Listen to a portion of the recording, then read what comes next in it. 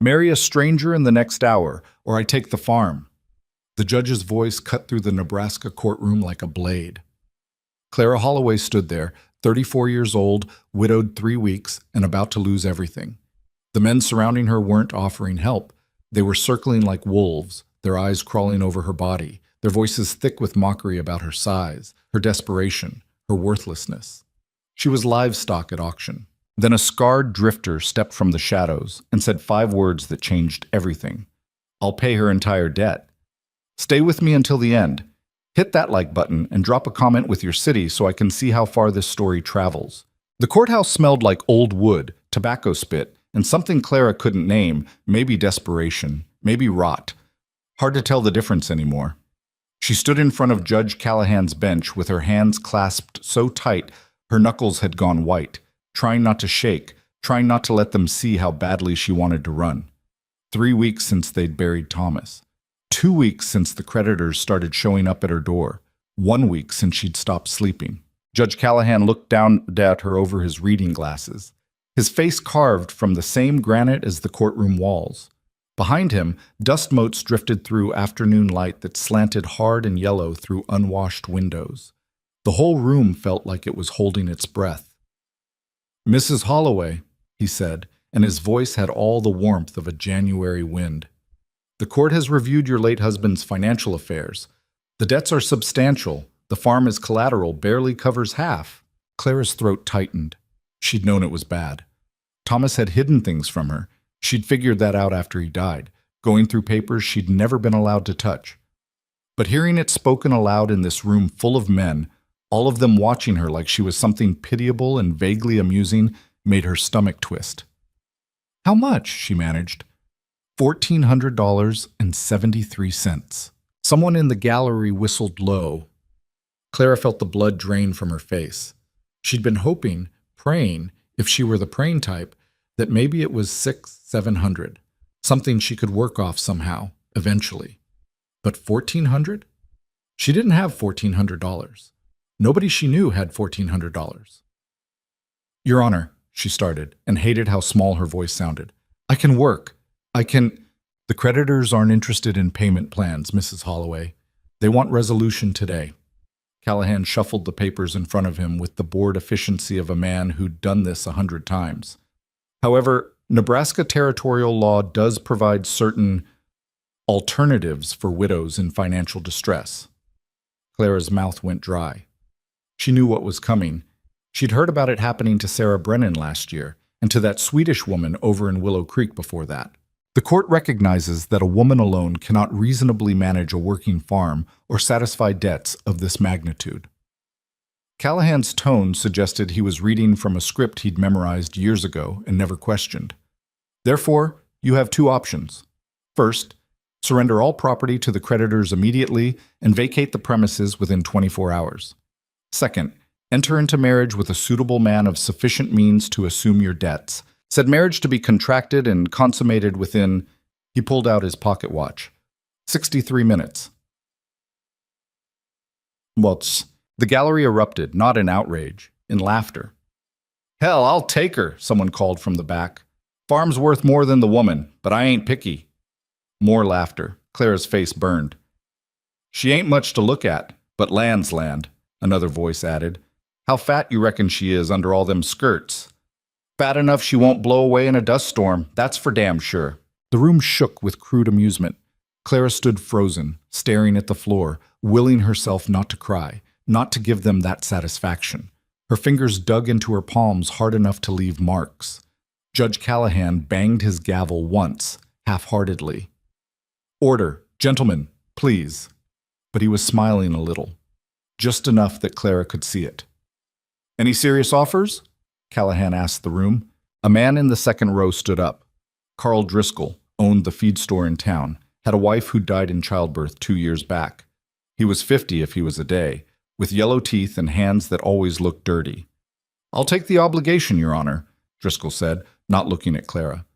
"Assuming the property transfers clean and the woman understands her place." "Noted. Anyone else?" "Hell, Carl, you just want something to warm your bed that won't cost you by the hour." The same voice from before. More laughter.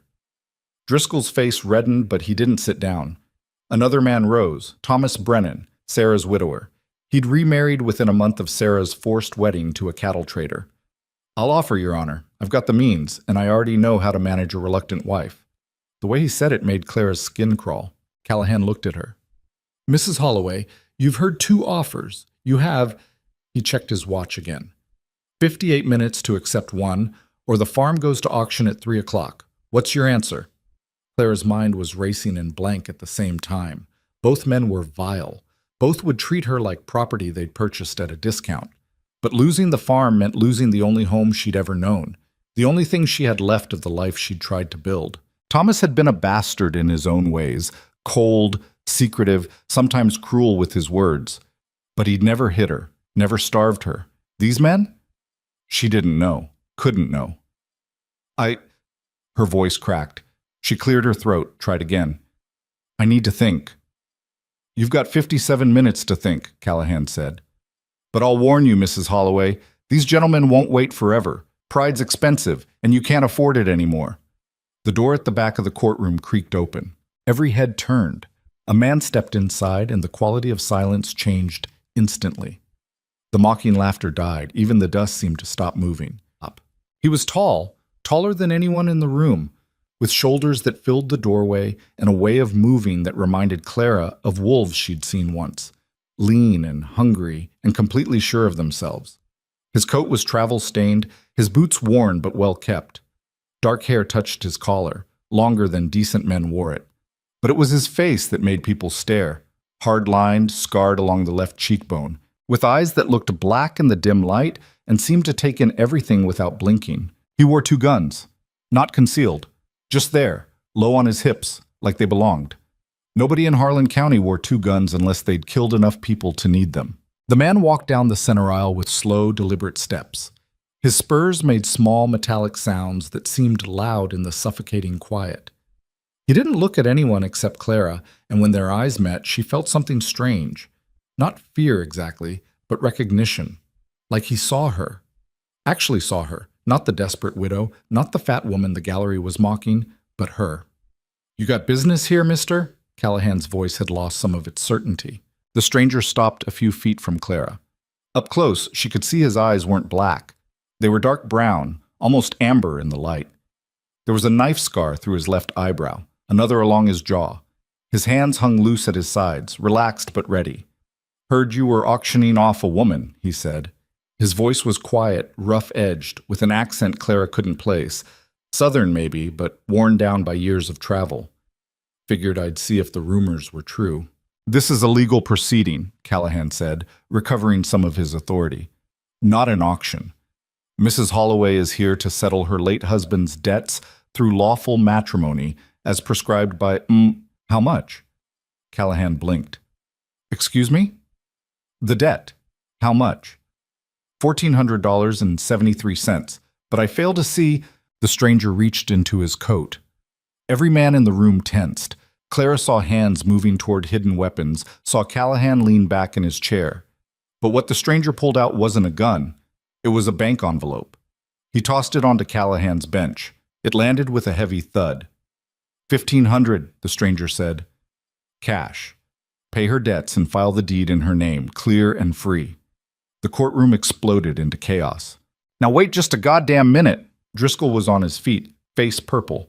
You can't just walk in here and... Who the hell are you? Brennan demanded. Callahan was staring at the envelope like it might contain a snake. Sir, I don't even know your name. This is highly irregular. Riker Vale. The stranger, Riker, looked at Clara.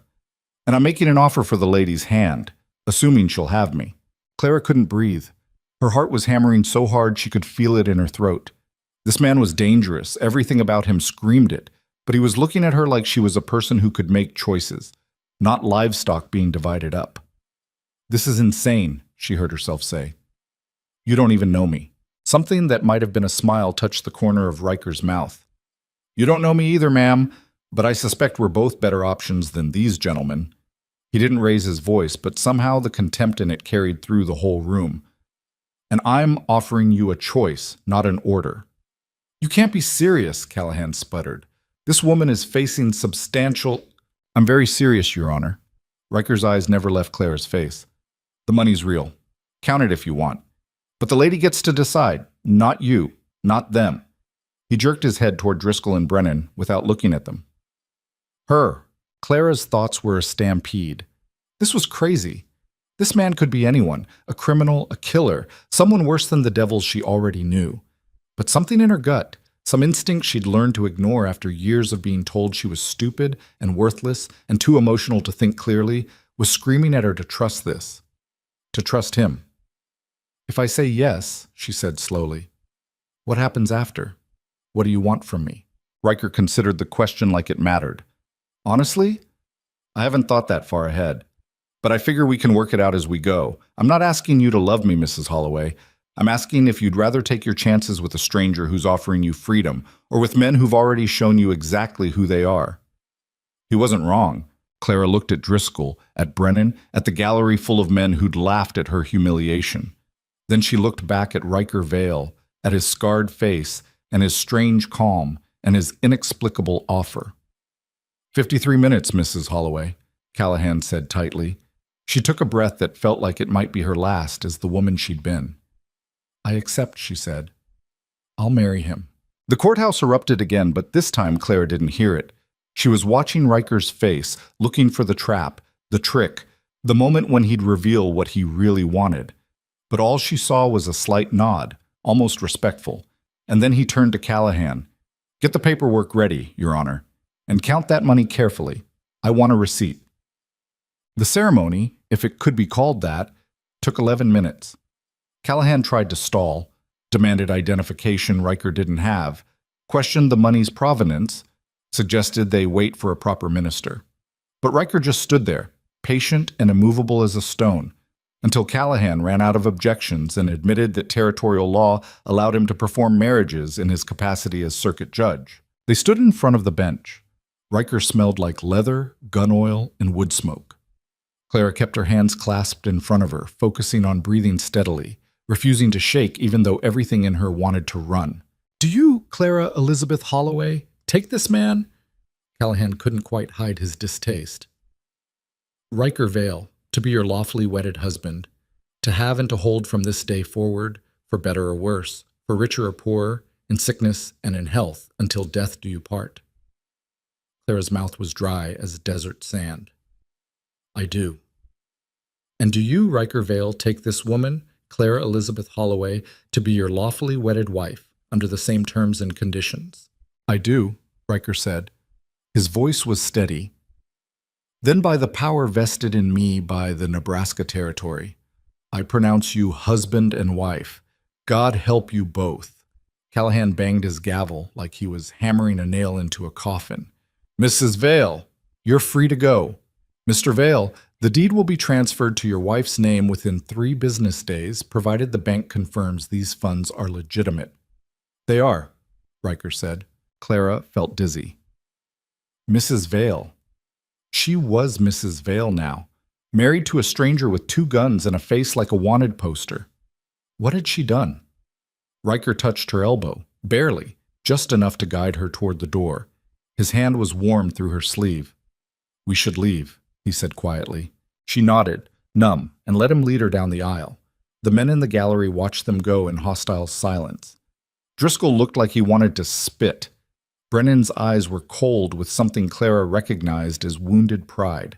Outside, the afternoon sun was brutal and bright after the courthouse dimness. Clara's wagon was still hitched across the street, ancient, weathered, pulled by a horse too old to be reliable but too stubborn to die. She'd driven it into town this morning thinking she might drive it home tonight for the last time. Now she didn't know what she was doing. That yours? Riker nodded at the wagon. Yes, was. I don't know anymore. It's still yours. Everything's still yours. He glanced up at the sky where dark clouds were building in the west. Storm coming. We should get moving. Where? Your farm, I assume, unless you've got somewhere else to be. Clara almost laughed. It came out bitter. The farm. Right, the farm I just married a stranger to keep. Riker looked at her then, really looked, and she saw something in his expression she couldn't quite read. You want to stay here instead? Go back in there and ask Callahan to annul it? She shook her head quickly. No, She pressed her hands to her face, trying to organize thoughts that felt like scattered chickens. This is insane, you know that, right? This whole thing is completely insane. Yeah, Riker agreed. It is. Then why did you do it? He was quiet for a moment, looking at something in the distance. The storm, or maybe something beyond it. Let's just say I had my reasons. We can talk about it later, once we're somewhere safer than the middle of town. Something in his tone made Clara's skin prickle. Safer? What do you mean, safer? But Riker was already moving toward the wagon, checking the horse's harness with efficient, practiced movements. You drive, or should I? I'll drive. It's my wagon. The words came out sharper than she'd meant them, but she needed something familiar right now, something she controlled. Riker nodded and climbed up beside her. Clara took the reins, clucked to the horse, and they rolled forward down Harlan's dusty main street. People stared from windows and doorways. News traveled fast in small towns, and she'd just given them enough gossip to last a month. Let them talk. The road north towards her farm cut through empty grassland, dry and yellow from weeks without rain. The clouds Riker had noticed were building faster now, turning the western sky the color of bruises. Wind picked up, carrying the smell of distant rain. They rode in silence for a while. Clara's mind was spinning. She kept glancing sideways at the man beside her, her husband now, legally, impossibly, trying to figure out what she'd gotten herself into. You always carry 2 guns? She asked finally. Usually. You a gunfighter? Sometimes. Outlaw? He smiled, just barely. Not currently. That's not a no. No, ma'am, it's not. Clara tightened her grip on the reins. So what are you exactly? And don't tell me you just wander around paying off strangers' debts out of the kindness of your heart. I don't have much kindness left, Riker said, still looking ahead. But I've got debts of my own to settle. Different kind. What's that supposed to mean? He turned to look at her then, and Clara saw something hard and old in his eyes. It means your husband was into some things he shouldn't have been. It means the men he crossed don't forgive and don't forget. And it means you were about 24 hours away from dying in your sleep when I showed up. Clara's blood went cold. What? I'll explain everything once we get to the farm. Right now I need you to trust me, and the gunshot cracked through the air like lightning. The horse screamed and reared. Clara hauled back on the reins, fighting to control the panicked animal, her heart slamming against her ribs. Riker was already moving, one gun out, his head snapping around to track the shot. Down! He barked. Clara threw herself flat across the wagon seat, just as 3 more shots punched through the air. Wood splintered beside her head. She heard Riker return fire, the sound deafening, and then men were shouting, and the horse was bolting, and everything became chaos and thunder. The wagon careened wildly. Clara clung to the seat, splinters digging into her palms, rain suddenly hammering down in cold sheets that turned the road to mud. She couldn't see anything, just rain and darkness, and flashes of lightning that lit up shapes moving in the grass. Riders. At least 4 of them. Riker fired again, and one of the shapes fell. But the others kept coming, closing in on both sides, their guns spitting fire through the storm. Clara heard bullets tearing into the wagon bed, felt the whole vehicle shudder as a wheel hit something and nearly tipped them over. Clara! Riker's voice cut through the chaos. Can you drive in this? I don't know. Try. He shoved the reins into her hands and twisted around, firing with both guns now, the muzzle flashes bright as magnesium in the darkness. Clara grabbed the reins with shaking hands and screamed at the horse to run. Just run. Anywhere away from the bullets and the rain and the men trying to kill them. The wagon jolted violently. Clara bit her tongue hard enough to taste blood.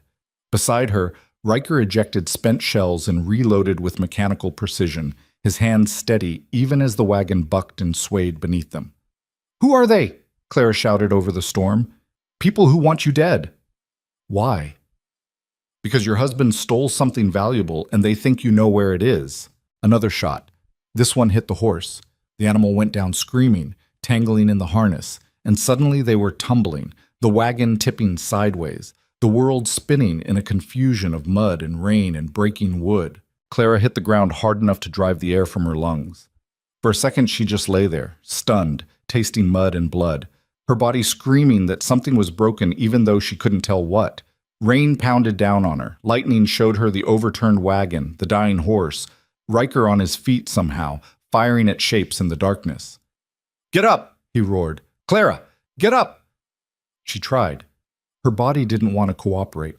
Everything hurt. Riker's hand closed around her arm, hauling her upright with strength that shocked her. "Run," he said, and shoved her toward a line of trees she could barely see through the rain. "Run and don't stop." "What about you?" "I'll handle this. Go." But Clara didn't run.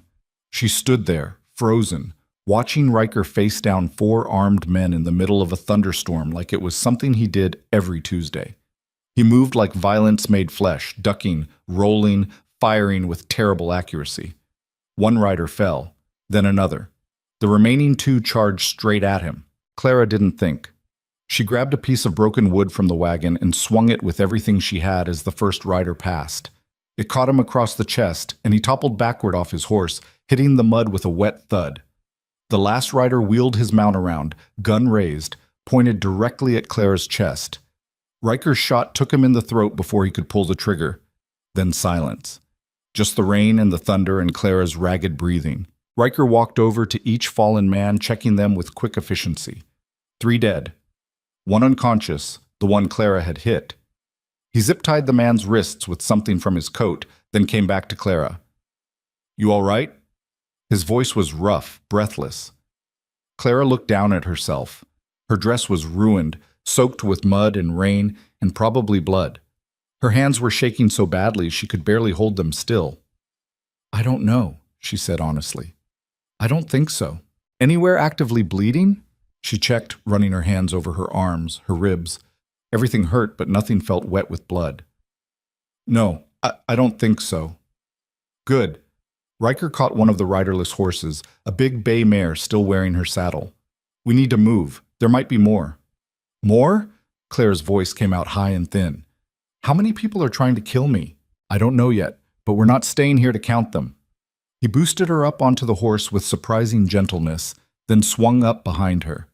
Clara had never ridden like this, pressed against a man's chest while he controlled the reins, but she didn't have the strength to argue. They rode hard through the storm, leaving the wreckage behind. Clara's farm was 4 miles north, but Riker bypassed it entirely, heading east into rougher country where the grass gave way to rocky hills and scattered pine. She wanted to ask where they were going, but couldn't make her voice work. Shock was setting in, turning her arms and legs heavy and strange. Finally, as the storm began to ease, Riker guided the horse into a narrow canyon and dismounted near a rock overhang that offered some shelter. He lifted Clara down like she weighed nothing and helped her into the dry space beneath the overhang. "We'll rest here tonight," he said. "They won't track us in this weather."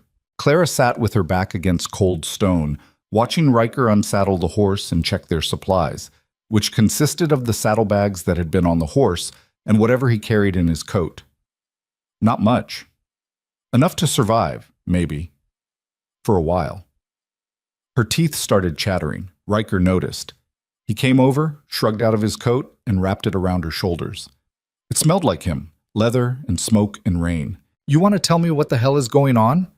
Clara's voice shook, but she got the words out.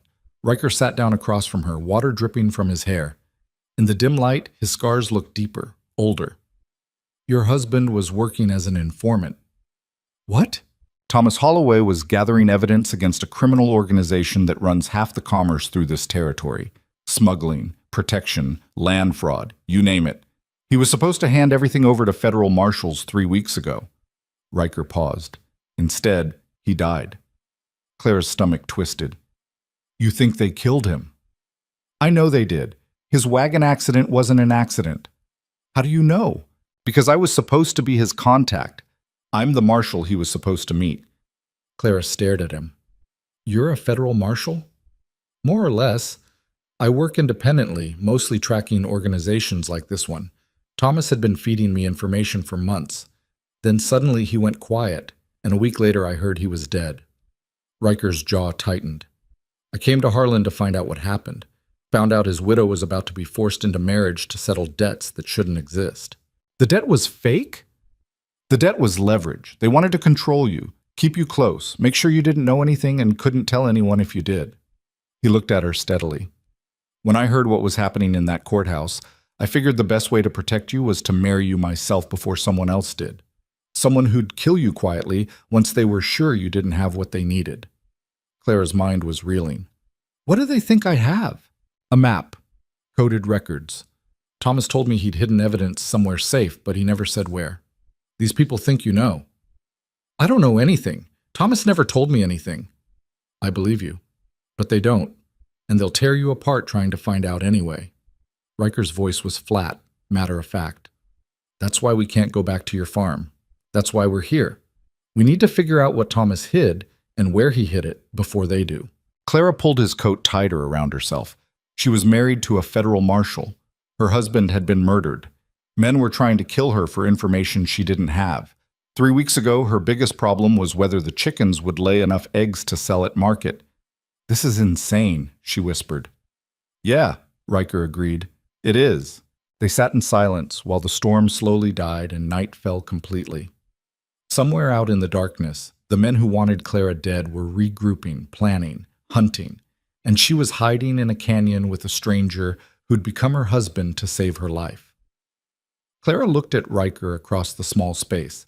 His face was shadowed, unreadable, but there was something solid about him, something that made her think maybe, just maybe, she'd made the right choice in that courthouse. Thank you, she said quietly, for what you did. For everything. Riker met her eyes. Don't thank me yet.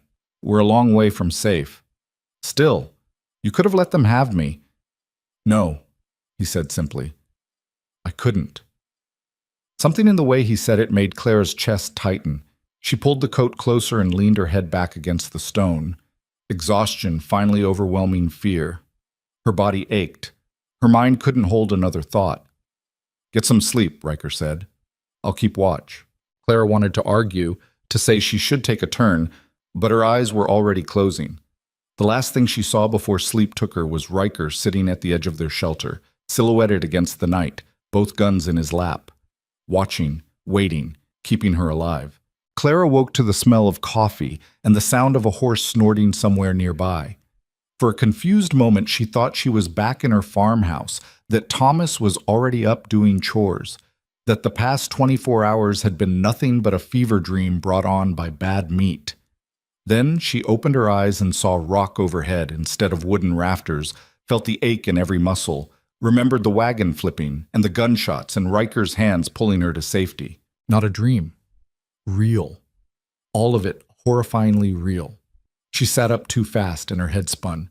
Riker was crouched by a small fire he'd built near the canyon mouth, far enough back that the smoke wouldn't be visible from a distance. He'd somehow produced a battered tin pot and was pouring dark liquid into 2 metal cups. How long did I sleep? Clara's voice came out rough. 6 hours, give or take. Sun's been up about an hour.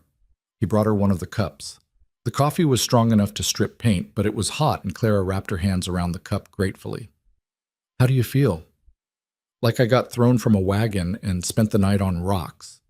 She took a sip, winced at the bitterness. You sleep at all? Some, which probably meant no. Clara studied him in the morning light. He looked tired but alert, his coat back on, both guns still in place. The unconscious rider from last night was nowhere to be seen. What happened to the man I hit? She asked. Tied him to a tree about a mile west. He'll work himself loose eventually, assuming the coyotes don't find him first. Riker said it like he was discussing the weather. He didn't know much anyway, just hired muscle working for whoever's running this operation now. Now? You mean it wasn't always the same people? Organizations like this, leadership changes. People get arrested, killed, decide to retire. Someone new steps up. Riker drank his coffee, staring out at the canyon opening. Your husband was tracking a man named Silas Hetch. Big player in the territory, ran smuggling operations from Omaha to the western settlements. Thomas gathered enough evidence to put Hetch away for 20 years. So where is this evidence now? That's what we need to figure out. Riker reached into his saddlebag and pulled out a folded piece of paper, yellowed and water-stained. This was in your husband's last letter to me, sent 3 days before he died. He handed it to Clara. Her hands shook slightly as she unfolded it. Thomas's handwriting, she recognized it immediately. cramped and precise, every letter carefully formed, but the words made no sense. The harvest waits in grandmother's garden where the stones remember 7 summers and the oak stands witness. Find the 3rd row from the eastern light and dig where roots run deep. Clara read it twice. What is this? Code, probably. Thomas knew his letters might be intercepted. He wouldn't write anything direct. Riker leaned forward. Does any of it mean anything to you? Grandmother's garden, stones, oak trees. She wanted to help, wanted desperately to decode whatever Thomas had left behind, but her mind was blank. I don't know. We didn't have grandmothers nearby. Both his parents were dead before I met him, and mine passed when I was young. We never talked about gardens or stones or... She stopped. Wait, 7 summers. We were married 7 years this past June. Riker's eyes sharpened. What else happened 7 years ago? We bought the farm, moved out from Omaha where Thomas was working as a clerk. Clara's mind was racing now, pulling up memories she'd buried under the weight of the past few weeks. He said he wanted to start over, get away from the city. I thought he just wanted to farm. He was probably already informing by then, needed distance from people who might recognize him. Riker took the letter back, studying it. Your farm. Any oak trees there? 1. Big one on the east side of the property, near the old well. And stones? Clara felt something click into place. There's a rock garden. I always thought it was strange. Thomas insisted on building it right after we moved in, spent weeks arranging stones in rows. I asked him why, and he said it was for drainage, but we never had drainage problems there. Riker was already moving, dumping out his coffee and kicking dirt over the fire. That's it. That's where he hid everything. We can't go back to the farm, Clara said, standing up despite her protesting muscles. You said it yourself. They'll be watching. They will. But we don't have a choice. He was saddling the horse with quick, efficient movements. Whatever Thomas hid, it's the only leverage we have. Without it, you're just a loose end they need to clean up. With it, we've got something to trade. Trade to who? Federal marshals I trust. They can use the evidence to bring down Hetch's organization and put you in protective custody. He turned to face her, but we have to get to it first, and that means going back. Clara's stomach knotted, the thought of returning to the farm, to the place where Thomas had died, where armed men were probably waiting, made her want to run in the opposite direction. But Riker was right. Running wouldn't save her. The only way out was through. When? She asked. Tonight. We'll approach after dark, get what we need, and disappear before anyone knows we were there. He offered his hand to help her mount. Until then, we stay hidden and we stay quiet. They spent the day moving deeper into the canyon system, following dry creek beds and rocky paths that showed no tracks. Riker seemed to know exactly where he was going, like he'd memorized maps Clara couldn't see. They stopped twice, once at a spring where they refilled their canteens, once in a small cave where Riker made her eat jerky that tasted like leather but filled her empty stomach. Clara used the time to think. About Thomas and his secrets. About the 7 years she'd spent with a man she'd apparently never known at all. Had any of it been real? Had he ever actually loved her, or had she just been convenient cover for his other life? You're thinking too loud. Riker's voice cut through her spiral. They were sitting in the cave entrance, watching afternoon shadows stretch across the canyon floor. Clara had been staring at nothing, lost in her thoughts. Did you know Thomas well? She asked. Before he died, I mean. Riker considered the question. Well enough to trust his information, not well enough to call him a friend. What was he like when you met with him? Careful, methodical, scared, toward the end. Riker glanced at her. Why? I'm trying to figure out if I ever actually knew my husband. The words came out bitter. 7 years we lived together. 7 years I thought we were building something, and it turns out he was living a completely different life I knew nothing about. Maybe he was protecting you. Or maybe he just didn't trust me. Clara pulled her knees to her chest. Either way, I was just another part of his cover story, the simple farm wife who didn't ask questions. Riker was quiet for a moment. Then he said, For what it's worth, the few times Thomas mentioned you, he seemed genuine, like he actually cared. Seemed, Clara repeated, but you don't know. No, I don't know. At least he was honest. Clara appreciated that more than false comfort would have meant. She watched a hawk circle overhead, riding thermals in the hot afternoon air. What about you? She asked. You got family somewhere? Someone wondering where you are? No? No family at all? Not anymore. Something in his voice made it clear the subject was closed. They lapsed into silence. Clara dozed fitfully as the day wore on, her body demanding rest, even though her mind wouldn't settle. When she woke again, the sun was setting, and Riker was checking his guns with mechanical precision. Time to go, he said. The ride back to Clara's farm took 3 hours in the dark. They moved slowly, carefully, staying off the main road and cutting through fields where the grass was tall enough to hide their silhouettes. The closer they got, the tighter Clara's chest became. She kept expecting gunfire, kept waiting for riders to appear out of the darkness with guns blazing. But the night stayed quiet, except for crickets and the soft sound of their horses' hooves on dirt. Riker stopped about a quarter-mile from the farmhouse, in a grove of cottonwoods Clara recognized as the western edge of her property. He dismounted and helped her down, his hand steady on her waist. "Wait here," he whispered. "I'm going to scout ahead." "No." Clara grabbed his arm before he could leave. "This is my farm. I'm coming with you." Clara, "I'm coming with you," she repeated, putting steel in her voice. "You said we're partners in this, so we do it together." She could see him weighing it, deciding if it was worth arguing. Finally, he nodded. "Stay behind me. Step where I step. And if I tell you to run, you run. Understood?" "Understood." They moved through the darkness like ghosts. Riker had an uncanny ability to navigate without making sound.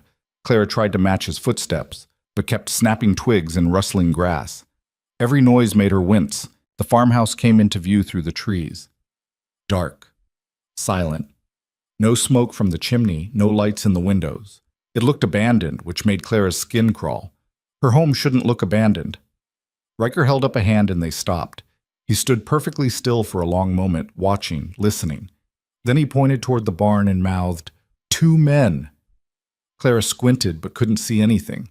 Either Riker had better eyes or better instincts. Probably both. He gestured for her to follow and they circled wide, avoiding the barn entirely, heading toward the east side of the property where the oak tree stood black against the starlit sky. The rock garden was there, Thomas's strange project, rows of stones he'd arranged so carefully 7 years ago. They reached the oak without incident. Clara's heart was hammering so hard she was sure someone would hear it. The rock garden looked exactly as she remembered. 7 rows of stones, each row about 10 feet long, all of them pointing east toward where the sun would rise. "Third row from the eastern light," Riker murmured, quoting Thomas's letter. He counted the rows, then pointed. "There, we dig there." "With what?" "We don't have shovels." Riker pulled a folding knife from his boot. "We improvise." They dropped to their knees and started digging. The ground was hard, baked by weeks of drought, and progress was agonizingly slow. Clara used her hands, scraping dirt away while Riker worked the knife blade like a primitive trowel.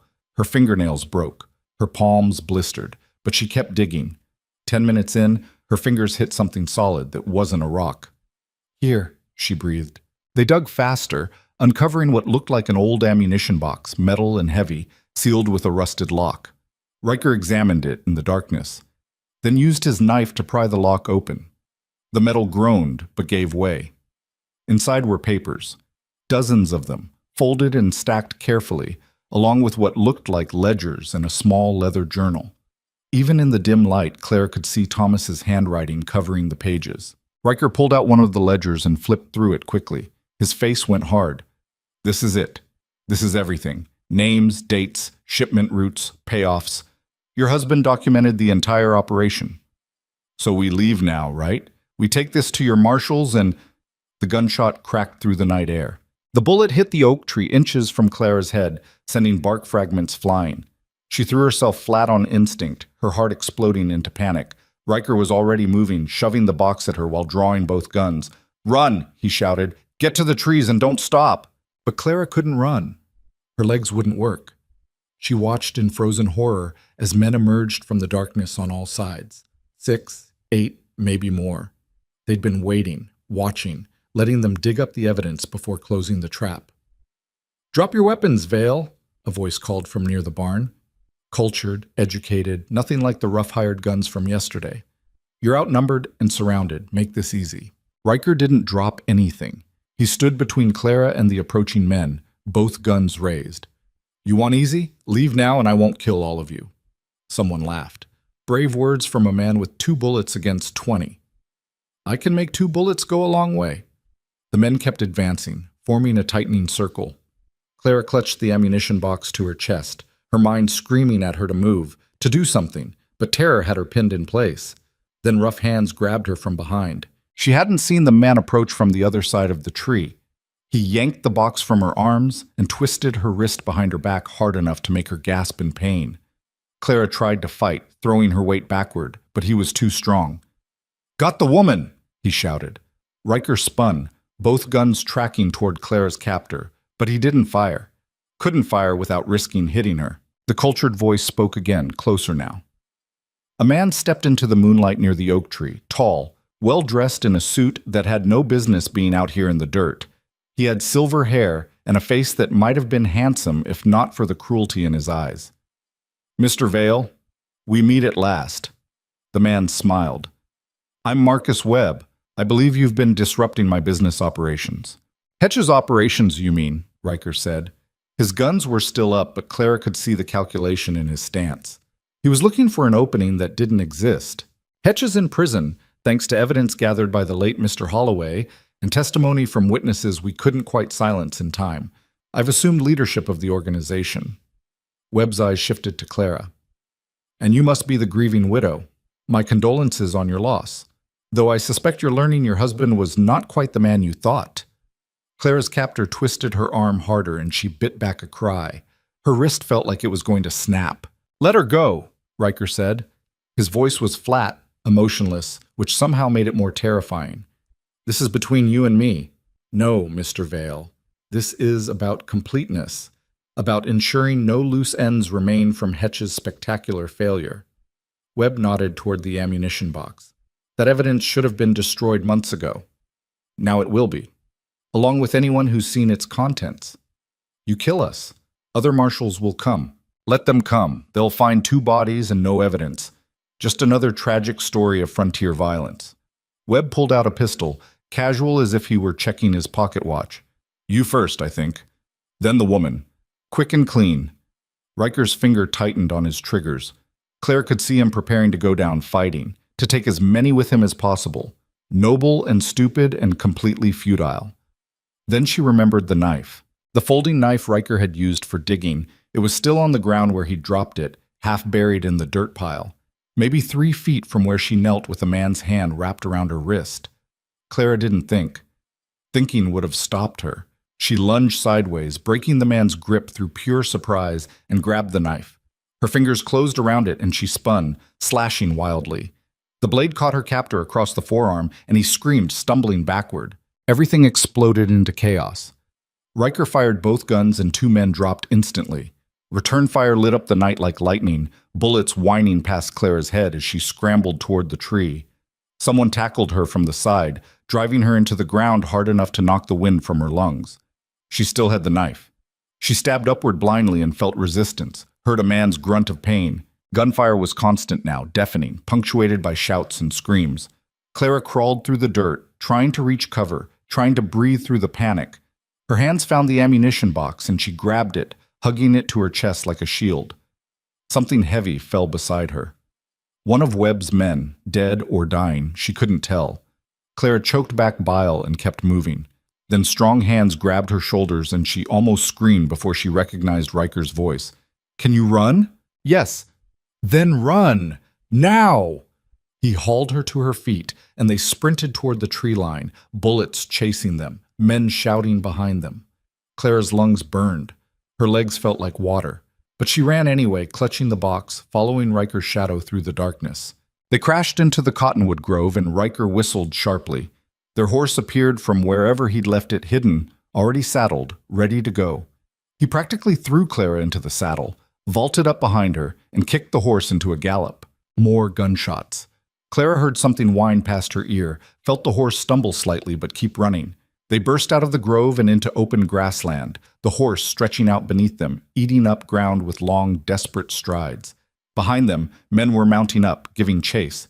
Clara could hear hoofbeats getting louder. How many? She gasped. Too many. Riker's arm was tight around her waist, holding her steady while he controlled the reins with one hand. His other hand still held a gun. Hold on! He turned the horse sharply, cutting toward rougher terrain where the grass gave way to rocks and gullies. The horse took it at full speed, jumping obstacles Clara couldn't even see in the darkness. She clung to the saddle horn with one hand, the ammunition box with the other, praying they wouldn't fall. The hoofbeats behind them were getting closer. Riker fired backward without looking, 3 shots that made the pursuing horses veer and slow, but only for a moment. They kept coming. They crested a rise, and suddenly there was nothing but air in front of them, a dry creek bed, maybe 10 feet down, with steep sides and a rocky bottom. The horse tried to stop, but momentum carried them forward. Clara screamed as they went over the edge. The landing jarred every bone in her body. The horse somehow stayed upright, scrambling in loose dirt and stone. Riker kicked it forward and they galloped along the creek bed, walls of earth rising on both sides. The pursuers reached the edge above them. Clara heard shouting, heard horses being reined in, but the drop was too steep to follow directly. They'd have to find another way down, which gave Riker and Clara maybe 2 minutes head start. The creek bed twisted and turned, opening finally into a wider canyon Clara recognized, the same one where they'd sheltered the night before. Riker guided the horse into the narrow passage and dismounted fast. Get down, quietly. Clara slid from the saddle, her legs nearly buckling. Riker led the horse deeper into the canyon, into the cave where they'd rested earlier. He tied the animal in the back where it wouldn't be visible, then came back for Clara. Give me the box. She handed it over, her arms shaking from holding it so tight. Riker quickly removed the documents and journal, stuffing them inside his coat. Then he took the empty box, crawled to the cave mouth, and threw it as far as he could into the darkness outside. It clattered on rocks maybe 30 yards away. What are you doing? Clara whispered, making them think we kept running. He pulled her deeper into the cave, into shadows so thick she couldn't see her own hands. Now we stay absolutely quiet. Don't move. Don't breathe loud. They're going to come right past us. They pressed themselves against the cold rock wall and waited. Claire's heart was beating so hard she was sure it would give them away. Blood rushed in her ears. Every breath sounded like a scream. Then she heard hoofbeats echoing through the canyon, men's voices calling to each other. They came through here. I can see fresh tracks. Spread out. Check every crevice. Light appeared, torches moving along the canyon floor like malevolent fireflies. Clara held her breath as one of Webb's men rode directly past their cave entrance, so close she could have reached out and touched his stirrup. Found something, another voice excited. Metal box, empty. They dumped it. Keep looking. They're on foot now, can't have gone far. More hoofbeats, more torches. Clara counted 6 men, then 8. They were everywhere, searching, calling to each other, their voices bouncing off the canyon walls in confusing echoes. One man dismounted right outside the cave. Clara could see his silhouette against the stars, could hear him breathing as he peered into the darkness where she and Riker hid. Please don't come closer. Please don't see us. The man took one step toward the cave entrance. Then someone shouted from farther up the canyon. Found tracks heading east. Fresh ones. The man outside hesitated, then turned and ran back to his horse. Within minutes, the searchers had moved on, following false tracks that might have been left by coyotes or might have been nothing at all. The sounds faded. The canyon fell silent again except for Clara's ragged breathing. They waited another hour before Riker finally moved. They'll be back when they realize the tracks don't lead anywhere.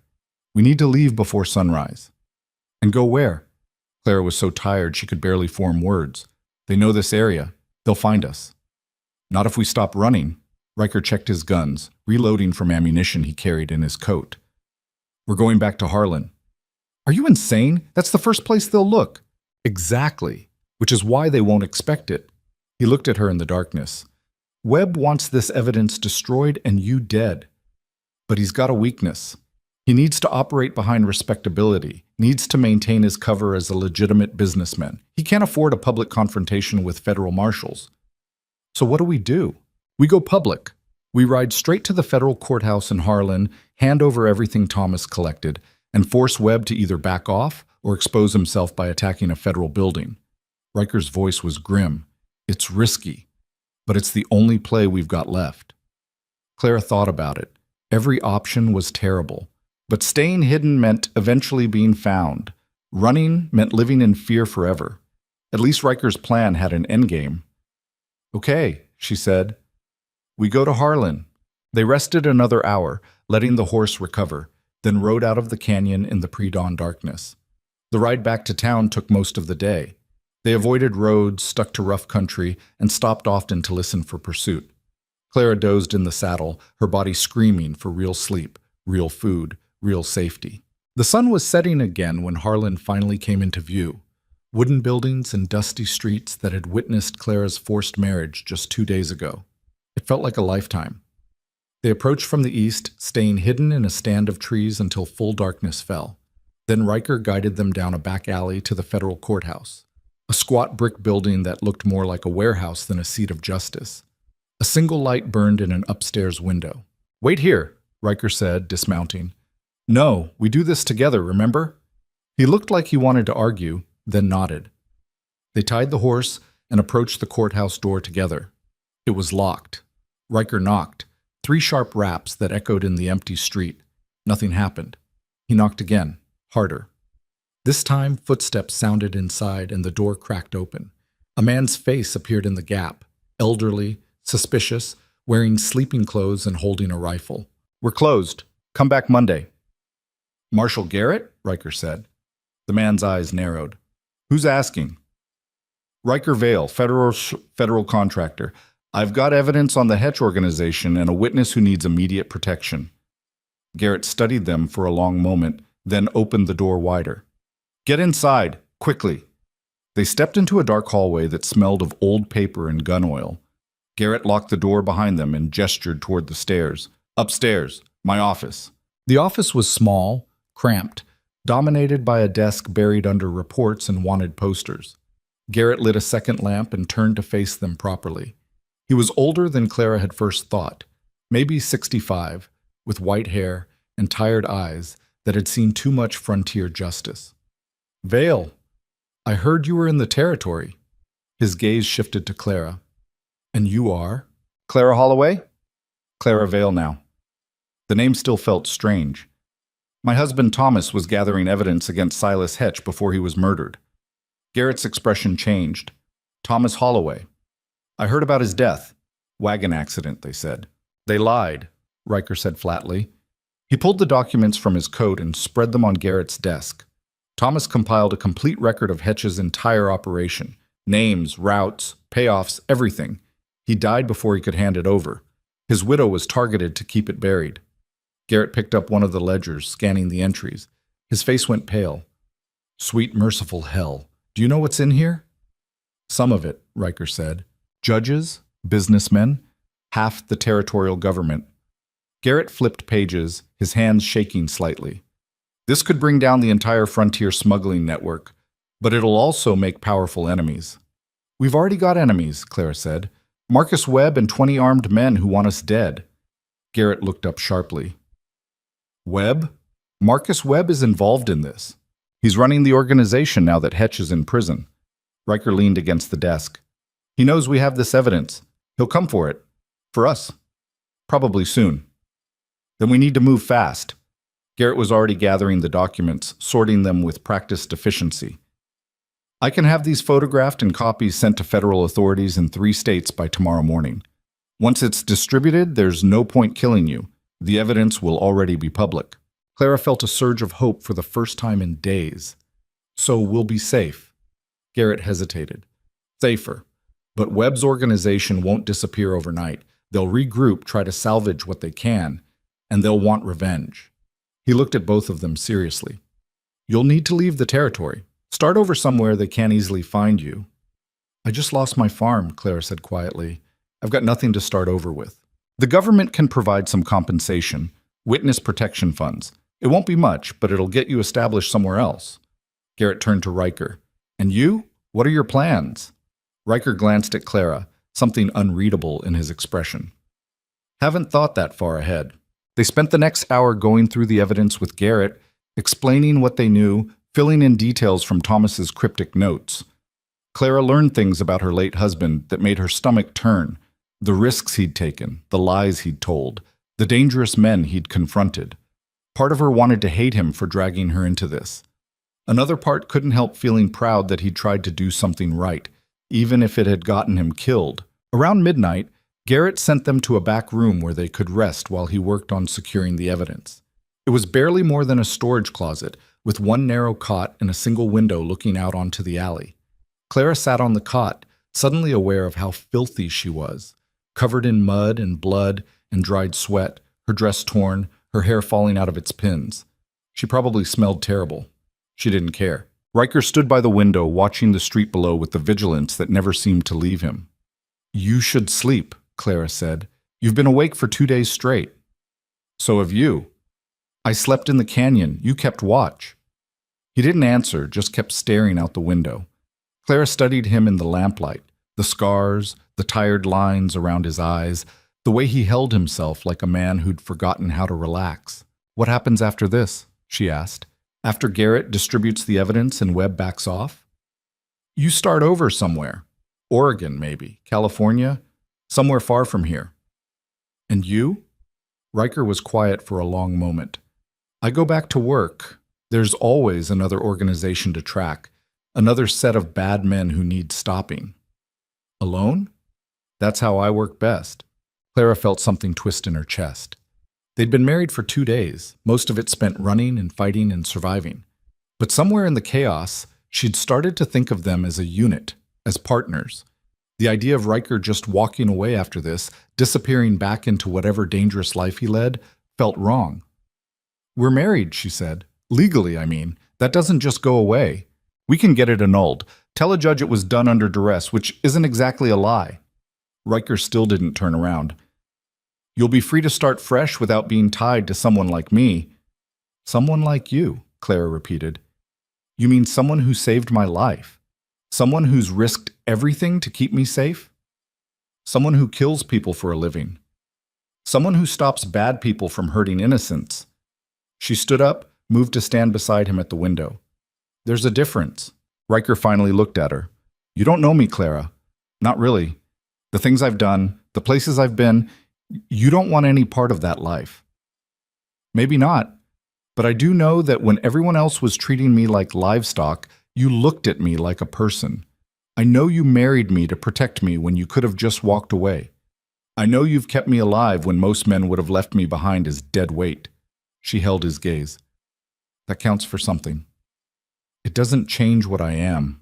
"No. But it shows me who you are." Clara reached out, hesitated, then took his hand. His fingers were rough, scarred, warm. "I'm not saying I love you, I barely know you, but I'm saying maybe we don't have to figure out the rest right now.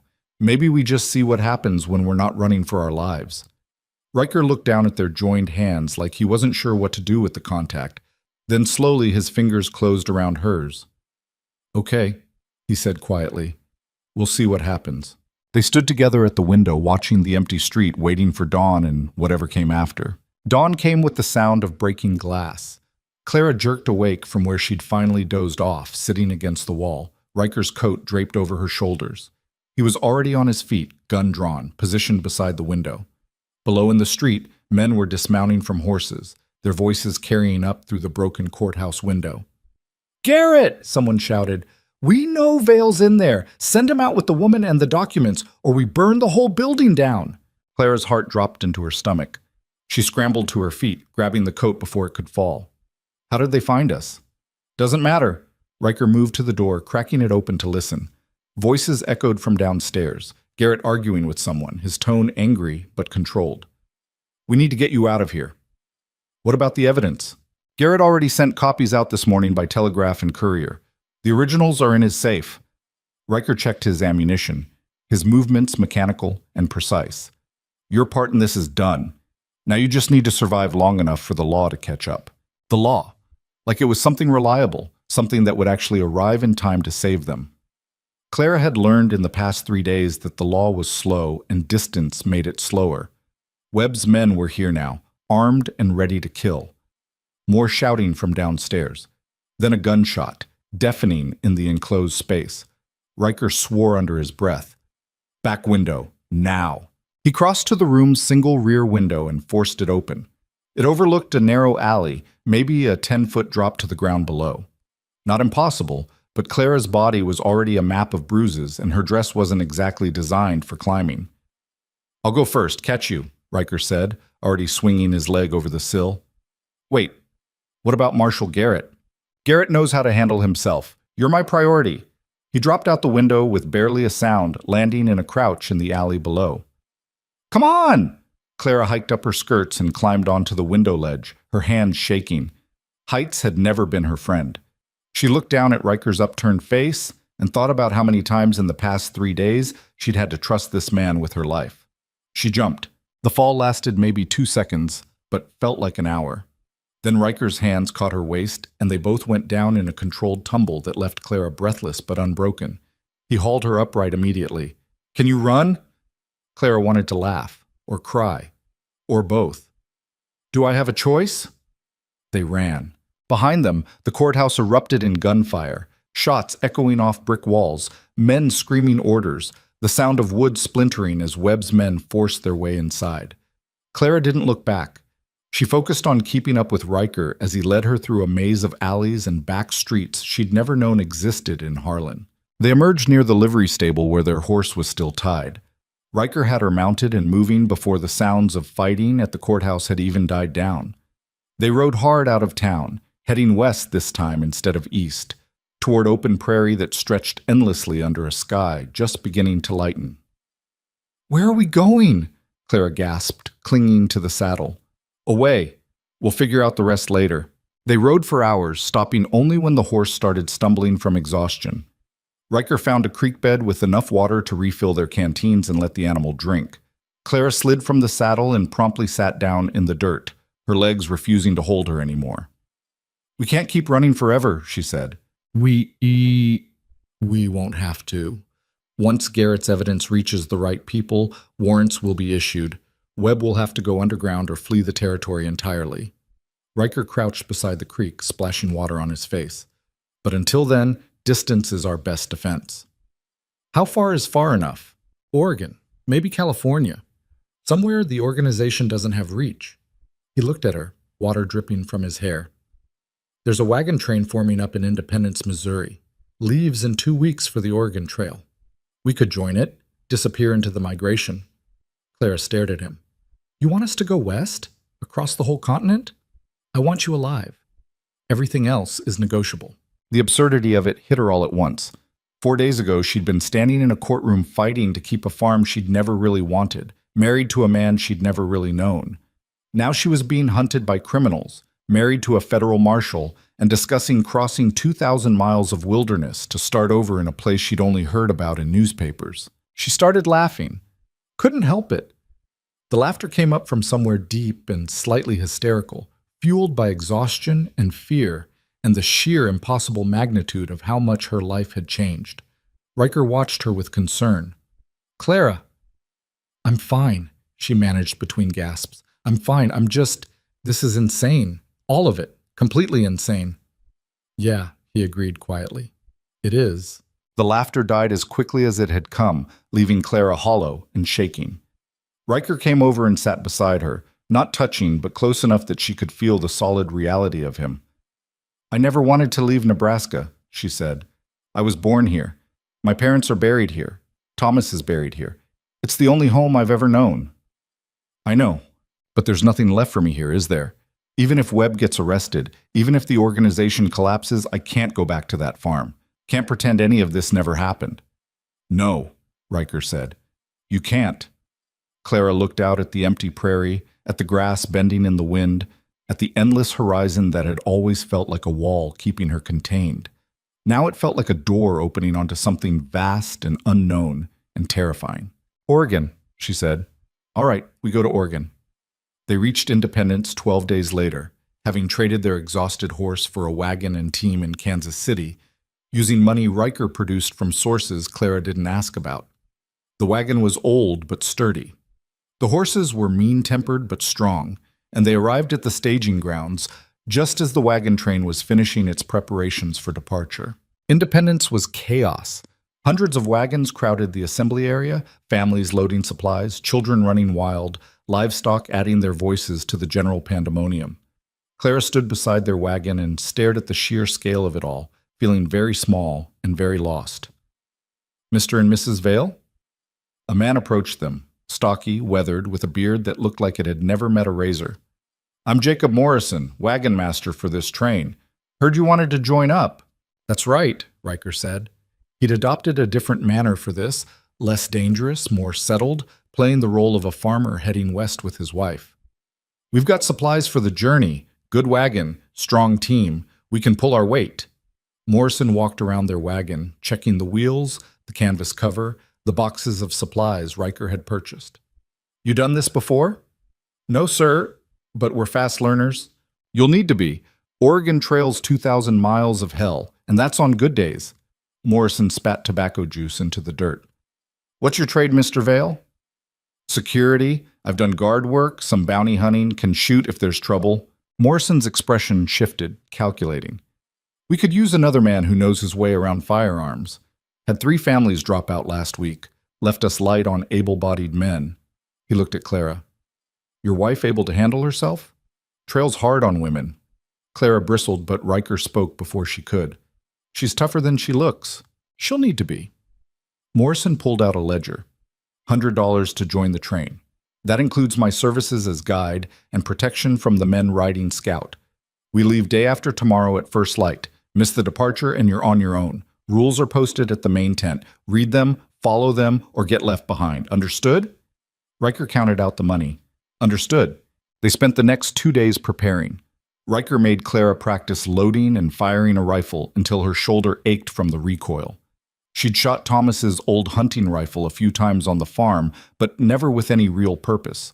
Now Riker drilled her like a soldier, making her reload faster, aim better, shoot until the targets he set up were riddled with holes. I don't want to kill anyone, she said after the 10th round of practice. I know, but if someone tries to kill you, I want you able to defend yourself when I'm not there. He adjusted her stance, tapping her foot with his boot. Wider. Balance your weight. Clara wanted to argue that he was always there, that he never left her side, but she knew that wouldn't last forever. The trail was dangerous in ways that had nothing to do with Webb's organization. There would be river crossings, mountain passes, encounters with hostile forces that wouldn't care about her story or her fear. She fired again. The bottle Riker had set up on a fence post exploded into fragments. Better, he said. The wagon train departed on a gray morning with rain threatening from the north. 143 wagons rolled out of Independence in a line that stretched for over a mile, wheels creaking, animals complaining, children waving goodbye to everything they'd ever known. Clara sat on the wagon seat beside Riker, the reins in her hands because he insisted she learn to drive the team properly. The horses fought her at first, sensing her uncertainty, but she gritted her teeth and held firm. Behind them, everything familiar disappeared into distance and dust. The first week was misery. The trail was rougher than Clara had imagined, all rocks and ruts and river crossings that left everyone soaked and shivering. Her hands blistered from holding the reins. Her back ached from the constant jolting. At night she collapsed into their wagon bed, too exhausted to even eat the meager dinner Riker prepared over their campfire. This was your brilliant plan, she muttered one evening, trying to massage feeling back into her shoulders. Run away to Oregon. It'll be safer, you said. Riker stirred something in their cooking pot that smelled like boiled leather. I said it would get you away from Webb. Didn't say it would be comfortable. Comfortable? Right. Clara looked around at their campsite, one of hundreds spread across the prairie, fires dotting the darkness like fallen stars. Where did you learn to cook? Prison? Close. Army. She blinked. You were in the Army? For a while, before I got smart and left. He ladled the stew into 2 tin bowls and handed her one. Eat. You'll need your strength. The stew was terrible, but Clara ate it anyway, too hungry to care. Around them, other families were settling in for the night, parents calling children, livestock being tended, the low murmur of conversations in a dozen different languages. Clara caught fragments as people passed by. German families heading for farmland, Swedish loggers going to the timber country, a Chinese couple who kept to themselves but whose wagon bore intricate paintings Clara found beautiful. We're not the only ones running, she said quietly. No one takes this journey unless they're running from something or towards something better. Riker ate his stew without seeming to taste it. Sometimes both. A woman approached their fire, older, maybe 50, with steel gray hair and a face carved by hard years. Evening. I'm Margaret Chen. My husband and I are 3 wagons back. Clara stood, wiping her hands on her already filthy dress. Clara Vale. This is my husband Riker. Margaret's eyes were sharp, assessing. You two are new to the trail. That obvious? Your hands haven't toughened yet, and you're still trying to keep your dress clean. Margaret smiled, not unkindly. Give it 2 more weeks. You'll stop caring about the dirt. Looking forward to it, Clara said dryly. I organize the women for chores when we stop, gathering wood, fetching water, cooking for the sick. We help each other. You interested? Clara glanced at Riker, who nodded slightly. Yes, I'd like that. Good. We start at dawn before the wagons roll. Margaret turned to leave, then paused. Fair warning. Some of the women won't be friendly at first. You're young, pretty, despite the trail dirt, and you've got a husband who looks like he can actually protect you. That breeds jealousy. Don't let it get to you. After she left, Clara sat back down. Pretty? Has she looked at me recently? You're beautiful, Riker said it matter-of-factly, like he was commenting on the weather. You just don't see it. Clara felt her face heat. They'd been married almost 3 weeks, and he'd never said anything like that before. Probably because they'd been too busy running for their lives to think about things like attraction or compliments or what it meant that they were legally bound to each other. You don't have to say things like that, she muttered. I don't say things I don't mean. She looked at him across the fire, at his scarred face and serious eyes, and felt something shift in her chest, something warm and unsettling and more complicated than gratitude. We should sleep, she said, standing up quickly. Early start tomorrow. That night, lying in the wagon bed with Riker on the ground beneath keeping watch as he always did, Clara stared at the canvas above her head and wondered what she was doing, wondered if this marriage that had started as desperate survival could ever become something real, wondered if she even wanted it to. The trail got harder. 2 weeks in, they hit the first major river crossing, the Kansas River, swollen from spring melt and running fast enough to be dangerous. Clara watched in horror as the first wagon tried to ford and nearly tipped, water pouring in through gaps in the canvas, the family inside screaming as their possessions floated away. We're crossing that? She asked Morrison when he rode by their wagon. Unless you want to turn back. We go through, not around. He pointed downstream. We'll chain the wagons together, lighten the loads, and pull everyone across. You'll get wet. Try not to drown. Riker spent an hour waterproofing their supplies, wrapping everything essential in oilcloth and tying it down. Then they joined the line of wagons, inching toward the riverbank. The water hit like a wall of ice.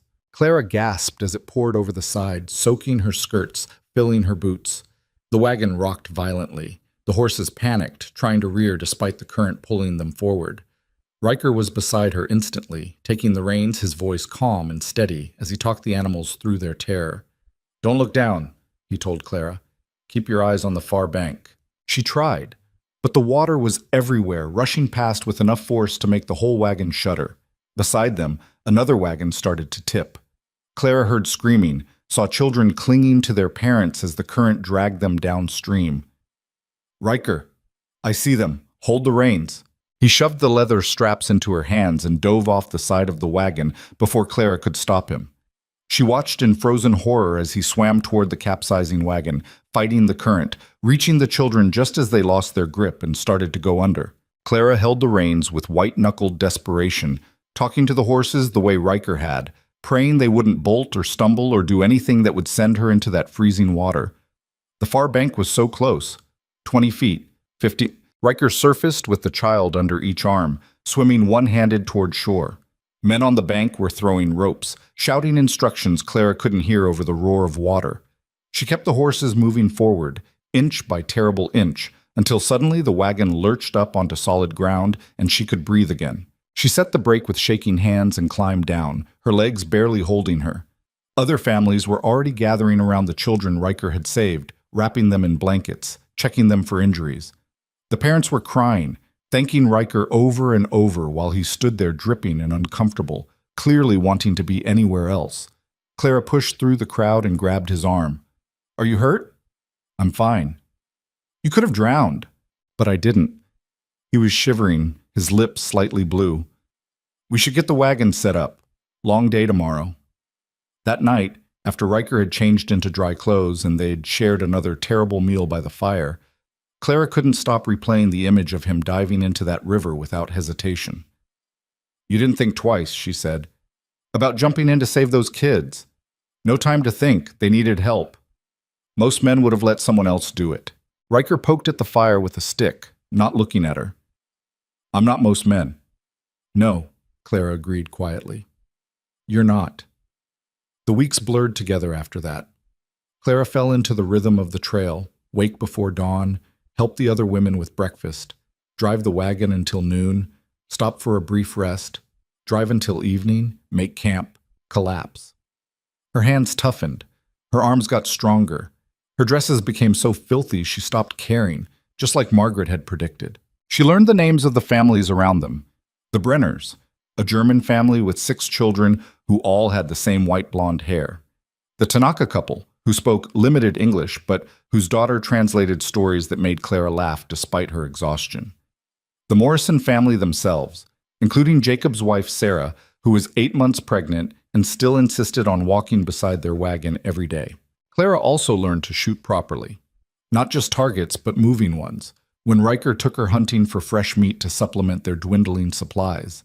She got her first rabbit on the 3rd try, felt sick about it for an hour, then helped Riker skin and cook it because wasting the meat would be worse than the guilt. "You're doing good," he told her one evening, watching her clean the rifle with the same careful attention he'd taught her. "Better than I expected." "You expected me to collapse after a week, didn't you?" "Honestly?" "Yeah." Clara threw a rag at him. He caught it, almost smiling. They were more than 2 months into the journey when everything went to hell again. The attack came at dawn, just as the wagon train was preparing to roll out. Clara was helping Margaret collect firewood when she heard the first gunshots, sharp cracks that sent birds exploding from the nearby trees. She dropped the wood and ran back toward their wagon, her heart slamming into her throat. Riders. At least 20 of them circling the wagon train, firing into the air, driving the livestock into panic. But these weren't the random bandits Morrison had warned them about. Clara recognized the coordinated precision, the way they moved like a unit. Webb's men. They'd found her. "Clara!" Riker's voice cut through the chaos. He was running toward her, rifle in hand, his face set in the hard lines she recognized from their first meeting. "Get to the wagon, now!" She ran. Other families were scrambling for cover, children crying, men grabbing weapons. The riders were closing in, their shouts carrying over the screaming. "We want the woman, the one called Clara Vale. Give her up, and the rest of you live." Morrison rode past, firing at the attackers, his face furious. "Like hell! Everyone arm up! Protect the wagons!" The trail erupted into a firefight. Clara reached their wagon and grabbed the rifle. Her hands shaking so badly she nearly dropped it. Riker was beside her a second later, both his guns out, his eyes scanning for targets. "How many?" she gasped. "Too many. But Morrison's people are fighters." He fired twice and a rider fell. "Stay behind the wagon. Shoot anything that gets close." The battle was brutal and chaotic. Clara had never been in anything like this. Not even the ambush at her farm had prepared her for the scale of it. Bullets tore through canvas. Horses screamed. She saw a man go down clutching his leg, saw Margaret Chen firing a shotgun with methodical calm, saw children being shoved under wagons for protection. Clara aimed at a rider charging toward their position and pulled the trigger. The recoil knocked her back, but the shot went wide. She reloaded, aimed again, fired. This time, the rider's horse stumbled and threw him. "Good," Riker shouted over the gunfire. "Keep on! Keep going!" She kept going. Reload, aim, fire, reload, aim, fire. Her world narrowed to those 3 actions, repeated until her shoulder ached and her ears rang and smoke burned her eyes. Then she saw him. Marcus Webb himself riding a black horse, directing his men with hand signals, his face cold and composed despite the battle raging around him. He was looking for her, scanning the wagons, searching. Their eyes met across the chaos. Webb smiled and drew his pistol. Clara's blood turned to ice. She raised her rifle, but her hands were shaking too hard to aim properly. Webb was kicking his horse toward her, gun raised, close enough now that she could see the cruelty in his expression. Riker stepped between them. He fired both guns simultaneously, and Webb's horse went down, throwing its rider hard into the dirt. Webb rolled, came up shooting, but Riker was already moving, using the wagon for cover, returning fire with mechanical precision. Clara reloaded and aimed at Webb, waiting for a clear shot. But the fighting was too close, too confused. She couldn't risk hitting Riker or one of the other defenders. Morrison's voice boomed across the battlefield. "Fall back to the center! Circle formation!" The wagons began moving, families driving their teams into a defensive circle while men on foot provided covering fire. Clara stayed with Riker, shooting when she could, reloading frantically between shots. Webb's men were falling back, their assault broken by the organized defense. But Webb himself wasn't retreating. He was still on foot, still firing, still trying to reach Clara through the chaos. "You can't run forever," he screamed. "Those documents mean nothing. The organization is bigger than you know, bigger than any of you." Riker's response was 3 more shots that forced Webb to dive behind a dead horse. The battle ended abruptly. Webb's remaining men grabbed their wounded and retreated, riding hard toward the tree line. Morrison ordered his people to hold fire, to let them go rather than waste ammunition on fleeing targets. Clara lowered her rifle, her arms shaking, her breath coming in ragged gasps. Around her, the wagon train looked like a war zone. 3 wagons were burning. Bodies lay in the grass, some from Webb's men, some from the train. She could hear crying, could smell blood and gunpowder and smoke. Riker appeared beside her, checking her over with quick efficiency. "You hurt?" "No, you." "I'm fine." But there was blood on his sleeve, a graze from a bullet that had come too close. He saw her looking and shrugged. "I've had worse." Morrison rode up, his face grim. "That man knew your wife by name. You want to explain what the hell that was about?" Riker met his eyes steadily. "My wife's first husband was an informant against a criminal organization. They want her dead to prevent her from testifying. And you brought them to my wagon train." "I didn't bring them. They followed. But I'll deal with them." "Like hell you will." Morrison's voice was hard. "You'll both leave. Now. Before they come back with reinforcements and finish what they started." Clara felt like she'd been punched. "You're throwing us out?" "I'm protecting 140 families who didn't sign up to be targets in your war." Morrison looked almost sorry. "I've got women and children here. I can't risk them for you two." "Those families just fought for us," Clara said, anger rising through her shock. "Margaret Chen and the Brenners and the Tanakas, they didn't run. They stood their ground. And 3 of them are dead because of it." Morrison's jaw was tight. "I'm sorry, Mrs. Vale, but you've got 1 hour to pack your wagon and leave. That's all I can give you." He rode away before Clara could argue further. She stood there, surrounded by the wreckage of the battle, feeling the weight of every pair of eyes watching her. Some sympathetic, some angry, all of them afraid. "Come on," Riker said quietly. "We need to move." They packed in silence, loading their supplies back into the wagon, while other families watched from a distance. Margaret approached as they were finishing, her face sad. "I'm sorry," she said. "If it was up to me—" "It's all right," Clara interrupted, though it wasn't. "You have to protect your family. I understand."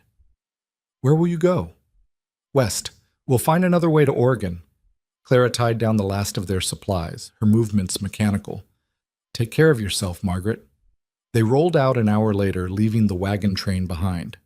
Clara didn't look back, couldn't bear to see the community she'd started to belong to disappearing into the distance. They traveled alone for 3 days, following the trail markers but staying well ahead of the main wagon train. Riker pushed them hard, stopping only when the horses absolutely needed rest.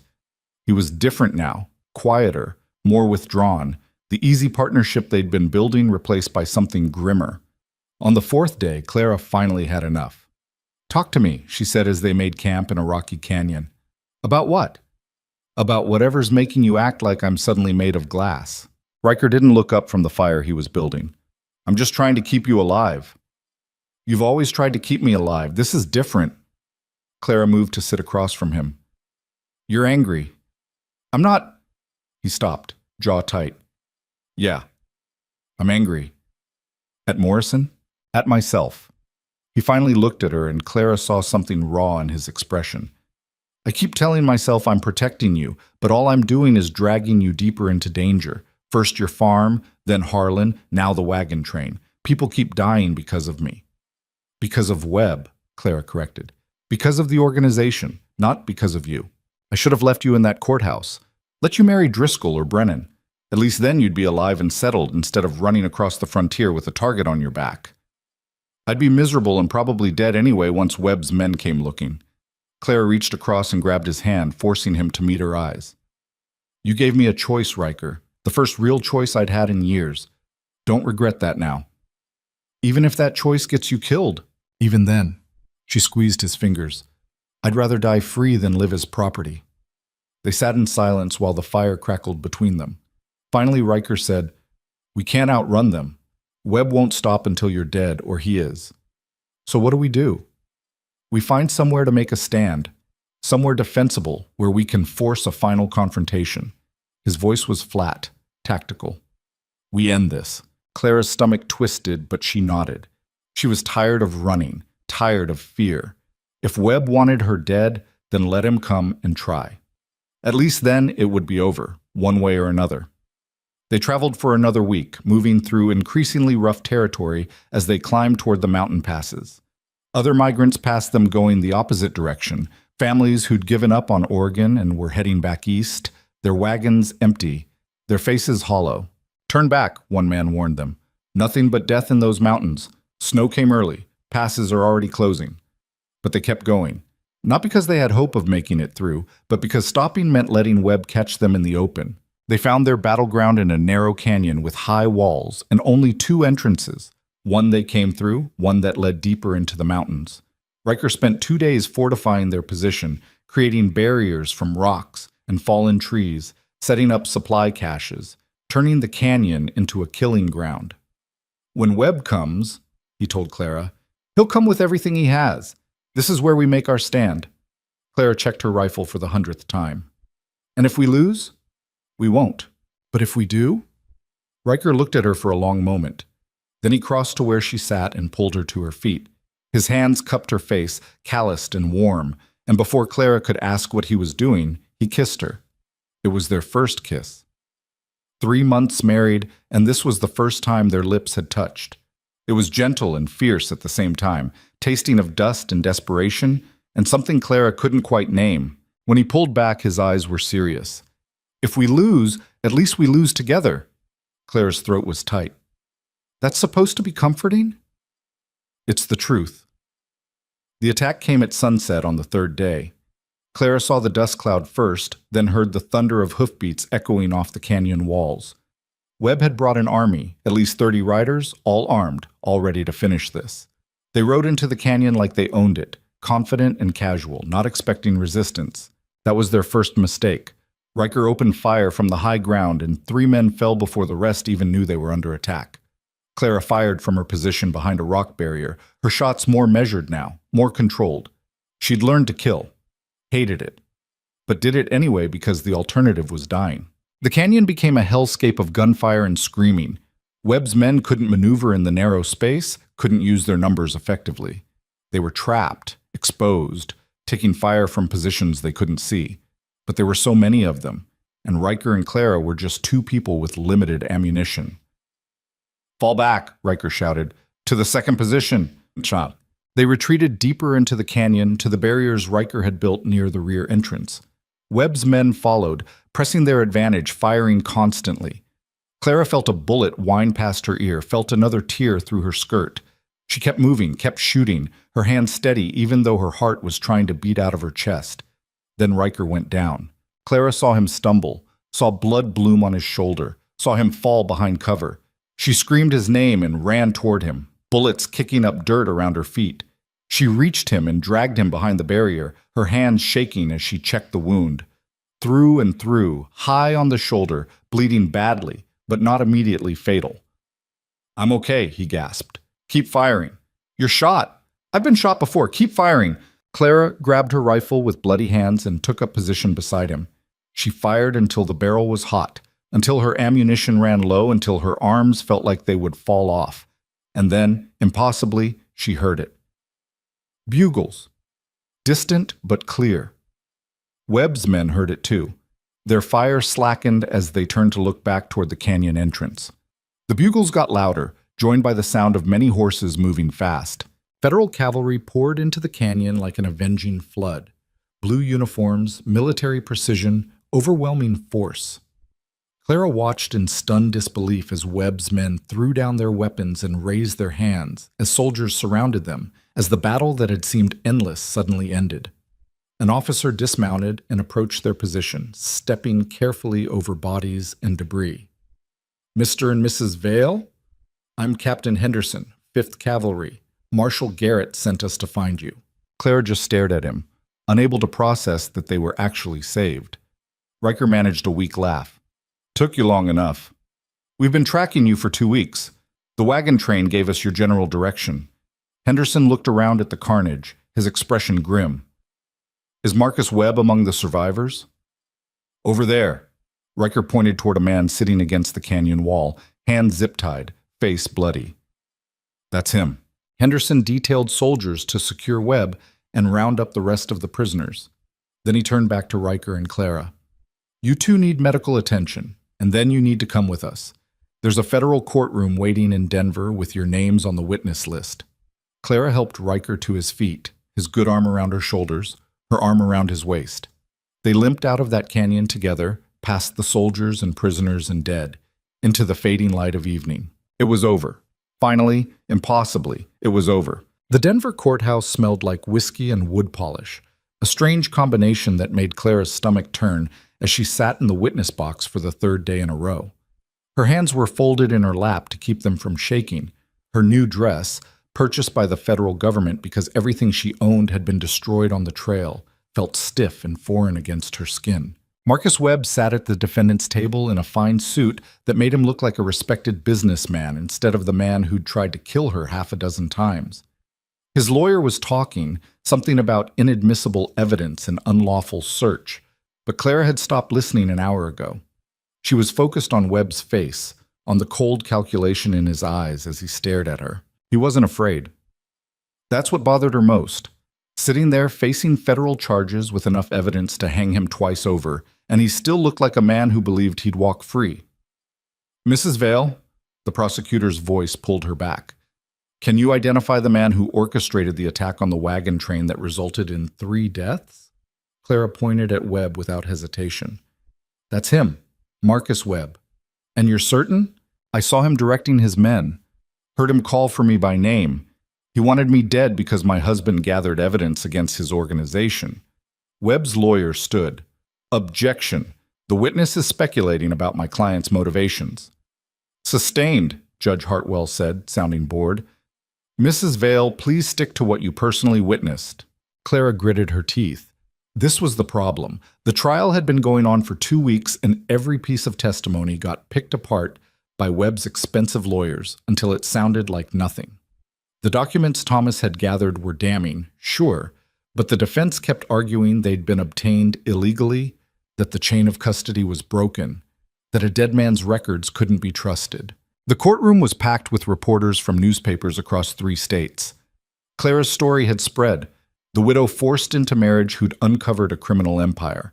They'd turned her into something she wasn't, some kind of frontier hero, when really she'd just been trying not to die. Riker sat in the gallery, his arm still in a sling from the shoulder wound that was healing slower than either of them liked. He caught her eye and nodded slightly. Steady, calm. She drew strength from that and turned back to the prosecutor.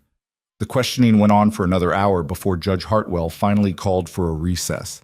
Clara stepped down from the witness box on legs that felt like water, pushing through the crowd of reporters shouting questions she didn't answer.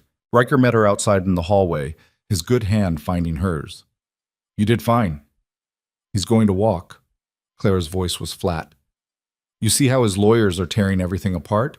By the time they're done, the jury won't know what to believe. The evidence is solid. Evidence doesn't matter if the jury thinks it was obtained through illegal means." She leaned against the wall, exhausted. "We should have just killed him in that canyon. Would have been cleaner. And you'd be the one on trial for murder." Riker squeezed her hand. "Let the system work." Clara wanted to believe him. But she'd seen too much corruption, too many powerful men sliding out of consequences to trust that justice would actually happen. They stayed in Denver for another week while the trial dragged on. The federal government had put them up in a boarding house on the edge of town, clean, safe, boring. Clara spent her days in court and her evenings staring at walls, waiting for the verdict that would determine whether the past 4 months of hell had meant anything. Riker was restless too. She could see it in the way he paced their small room, in how he checked his guns even though there was no threat here, no reason to be armed. He was a man built for action being forced to sit still, and it was eating at him. "You could leave," Clara said one evening, watching him clean his pistol for the 3rd time that day. "You don't have to stay for the verdict." "Where would I go?" "Wherever marshals go when they're not babysitting witnesses." She tried to make it sound light, teasing, but it came out bitter instead. Riker set down the gun and looked at her. "Is that what you think I'm doing? Babysitting? Aren't you? Your job was to protect me until the trial. Trial's almost over. Then what?" "Then we figure out what comes next." "What if there is no next?" Clara stood up, the frustration she'd been holding in for days finally spilling over. "What if Webb walks and we're right back where we started? Except now everyone knows my face and my name from the newspapers. What if we spent 4 months running and fighting and nearly dying, and it all meant nothing?" "It meant something," Riker said quietly. "What? What did it mean?" "It meant you're still alive." He crossed to where she stood, his eyes serious. "It meant those documents got into the right hands. It meant Hetch's organization took a hit they won't recover from, even if Webb slips through. And it meant—" He stopped, jaw tight. "What?" "It meant I found something worth fighting for besides just the next job." Clara's breath caught. They'd been dancing around this for months. The fact that their marriage had started as a desperate bargain, but had become something else through shared danger and survival. She'd felt it in the way he looked at her, in the kiss he'd given her before the canyon battle, in how he stayed even when he could have left. A knock on the door interrupted whatever she'd been about to say. Riker answered it, hand automatically going to where his gun would have been if he'd been wearing it.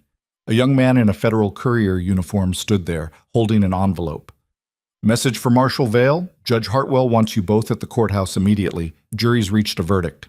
They made the walk to the courthouse in silence, Clara's heart hammering against her ribs. Too fast. The jury had only been deliberating for 6 hours. That couldn't be good. Quick verdicts usually meant not guilty, meant the jury hadn't even seriously considered the evidence. The courtroom was already packed when they arrived, every seat filled with reporters and spectators hungry for the outcome. Webb sat at the defense table looking calm, almost pleased. His lawyers were smiling. Clara felt sick. Judge Hartwell entered and everyone stood. The formalities dragged on, the jury filing in, the foreman being identified, the question being asked. "Has the jury reached a verdict?" "We have, Your Honor." "On the charge of conspiracy to commit murder, how do you find?" The foreman, a dry goods merchant with a forgettable face, looked down at the paper in his hands. "We find the defendant, Marcus Webb, guilty." The courtroom erupted. Clara grabbed Riker's arm to keep from collapsing as relief crashed through her. The foreman kept reading, guilty on racketeering, guilty on orchestrating criminal enterprise, guilty on attempted murder, guilty on every single charge. Webb's face went white. His lawyers were already objecting, calling for mistrials, citing procedural errors. But Judge Hartwell banged his gavel, and the sound cut through the chaos like a gunshot. "Marcus Webb, you have been found guilty by a jury of your peers on 17 separate charges. Sentencing will be held 1 week from today, but I can tell you now, you will spend the rest of your natural life in federal prison. Bailiff, remove the prisoner."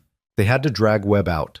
He was screaming about corruption, about how the trial was rigged, about how his organization would make sure everyone involved paid. But his voice faded as they hauled him through the back door, and then he was gone. Clara stood there in the packed courtroom, reporters shouting questions, people pressing in from all sides, and felt something inside her finally unclench. It was over. Actually, truly over. Riker's hand found hers in the crowd. "Come on, let's get out of here." They pushed through to a side exit, escaping into an alley before the reporters could follow. Clara leaned against the brick wall and started laughing, that same half-hysterical sound from months ago when Riker had first suggested running to Oregon. "We did it," she said between gasps. "We actually did it." "You did it." Riker was watching her with something soft in his expression. You testified. You faced him down. That took courage. I was terrified the entire time. Courage isn't not being scared. It's being scared and doing it anyway. Clara looked at him. This dangerous, scarred man who'd saved her life so many times she'd lost count, who'd become her husband in name and was slowly becoming something more in reality. What happens now? Now we decide where we go, what we do.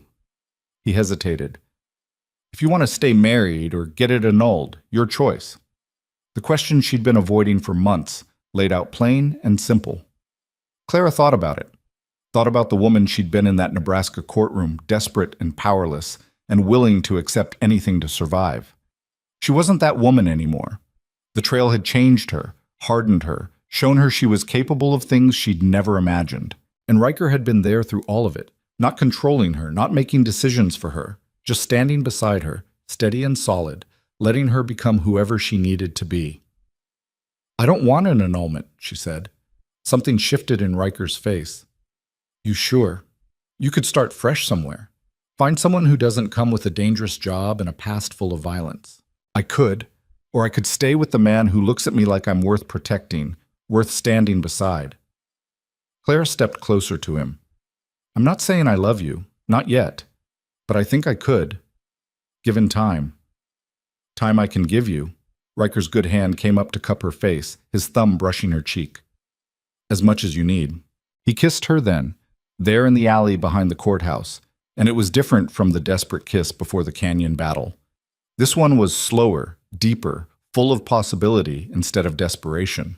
When they finally pulled apart, Clara was breathless. So what do we do? Where do we go? I've been thinking about that. Riker leaned against the wall beside her.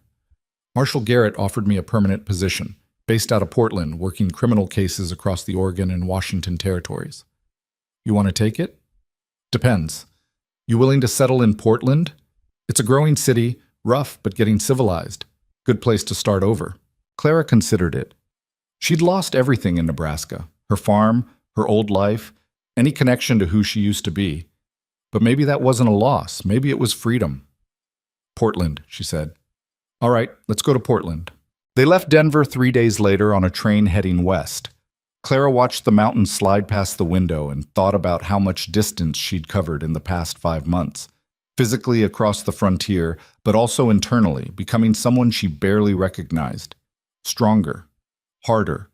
Less willing to let the world tell her what she was worth. Riker dozed beside her, his shoulder still healing, his hand resting on hers.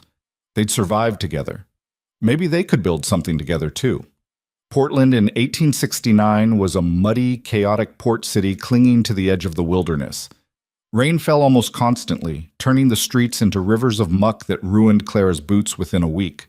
But there was energy here, possibility, people streaming in from everywhere trying to build new lives. Marshal Garrett met them at the station, looking older than he had back in Harlan, but pleased to see them alive. Vale, Mrs. Vale, welcome to civilization, such as it is. It's perfect, Clara said, meaning it. The mud and rain and chaos were honest, at least. Nobody here cared who she'd been or what she'd survived. She was just another person trying to make a life. Garrett got them set up in a small house on the outskirts of town. Nothing fancy, but it had real walls and a roof that didn't leak and a bed that didn't require sleeping in a wagon. Clara stood in the empty front room and tried to imagine filling it with furniture, with life, with something that felt like home. We'll need to get you proper supplies, Garrett was saying to Riker. New weapons, ammunition, maps of the territory. I've got 3 active cases that could use your attention, but I'll give you a few weeks to settle in first. No need. Riker was examining the house with the same tactical assessment he applied to everything. I can start whenever you need me. Your shoulder will heal faster if I'm working instead of sitting around getting soft. Garrett laughed, spoken like a man who doesn't know how to rest. All right, come by the office tomorrow and I'll brief you on what we're dealing with. After he left, Claire and Riker stood in the empty house, listening to rain drum on the roof. It's not much, Riker said. It's more than I had 4 months ago. Claire walked to the window, looking out at the muddy street. You really going to take those cases? Jump right back into danger? It's what I do. I know. I'm just... She turned to face him. I'm just getting used to the idea that you might actually come home at night instead of getting shot at. Can't promise I won't get shot at, but I'll always come home. He crossed to her, his good arm wrapping around her waist. If that's what you want. It is. Clara leaned against him, feeling the solid warmth of him, the steady beat of his heart. But I'm not going to sit here worrying every time you walk out the door. I need something to do, something that's mine. What do you want? Clara thought about it.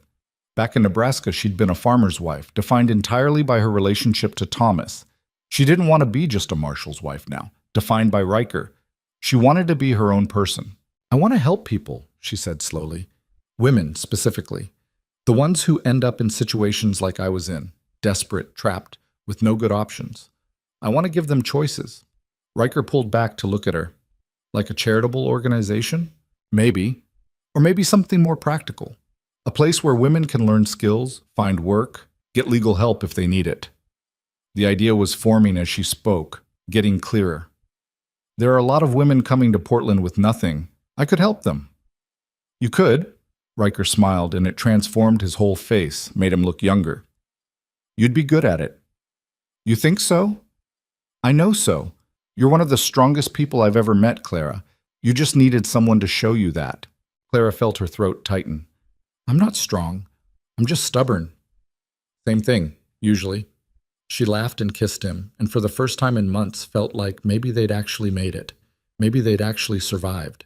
The next morning, Riker left early for the marshal's office. Clara spent the day exploring Portland, getting a feel for the city and its people. She found boarding houses full of women working as seamstresses, laundresses, cooks, honest work but barely paying enough to survive. She found saloons where women worked in less honest ways, their eyes hollow with the kind of desperation Clara recognized. She also found resistance. When she started asking about renting space for her proposed organization, landlords quoted prices 3 times what they charged men. When she inquired about getting legal standing to help women in distress, lawyers laughed at her. A woman running a charitable organization? Unheard of. Improper. She should be home supporting her husband's career, not gallivanting around trying to change the world.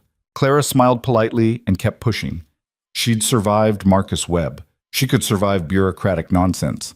It took 6 months to get everything organized. 6 months of fighting for permits, for funding, for basic respect from people who thought women belonged in kitchens and not much else. But Clara was relentless, and eventually the city council approved her application for the Women's Aid Society of Portland, an organization providing legal assistance, job training, and emergency housing for women in crisis.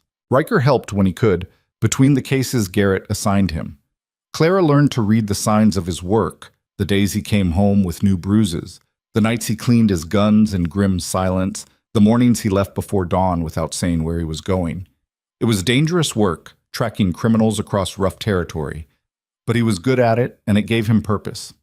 They built a life. Strange, unconventional, nothing like what Clara had imagined back in Nebraska. But it was theirs. Then, 8 months after they'd settled in Portland, everything threatened to fall apart again. Clara was at the Aid Society office, helping a young woman fill out paperwork for a divorce from an abusive husband when a federal courier arrived with an urgent message for her. She read it twice, her hands starting to shake. Marcus Webb had escaped from prison, killed 2 guards and disappeared into the frontier. Authorities believed he was heading west, possibly toward Portland. All witnesses from his trial were advised to take immediate precautions. Clara dismissed the woman she'd been helping and locked the office door with trembling fingers. Webb. After all this time, he was still a threat, still hunting her. She ran home and found Riker already there, loading ammunition into gun belts with mechanical precision. He looked up when she entered, his face grim. "You heard," she said. "Garrett sent word an hour ago. Webb's got help. Someone broke him out, probably remnants of the organization trying to salvage what they can by eliminating witnesses." Riker checked his pistols, spinning the cylinders to make sure they moved smoothly. "He'll come for you. It's personal now." "So what do we do, run again?" "No." Riker's voice was flat, certain. "No more running. We end this permanently." Clara felt something cold settle in her stomach. "What are you suggesting?" "I'm suggesting we don't wait for Webb to find us. We find him first. Riker looked at her steadily. I've got contacts who can track his movements. We hunt him down and we finish this before he gets anywhere near Portland. That's suicide. You're still healing from the last fight, and Webb will have men with him. Then we get our own help. Garrett can authorize a federal posse. We'll have numbers on our side this time. Riker crossed to her, his hands finding her shoulders. I'm not letting him take you from me. I'm not letting him destroy what we've built here. This ends now. Clara wanted to argue, wanted to say there had to be another way. But she knew Riker was right. Webb wouldn't stop until one of them was dead. Better to control the confrontation than wait for him to choose the time and place. All right, she said, we hunt him, but I'm coming with you. Clara, don't even try to convince me to stay behind. You taught me to shoot, to survive, to fight. I'm not sitting in Portland waiting to hear if you're alive or dead. She held his gaze. We do this together or not at all. Riker looked like he wanted to argue, but something in her expression must have convinced him. Together, he agreed. But you follow my lead. We do this smart, not reckless. They spent 2 days preparing. Garrett assembled a posse, 6 experienced federal marshals, all of them with combat experience. Clara practiced with her rifle until her shoulder ached, reviewed tactical plans with Riker until she understood every contingency. Riker's contacts reported that Webb was holed up in an abandoned trading post about 60 miles east of Portland, gathering resources and men for his assault on the city. He had maybe a dozen fighters with him, enough to be dangerous but not overwhelming if the posse struck fast and coordinated. They left Portland before dawn on a gray morning that threatened rain.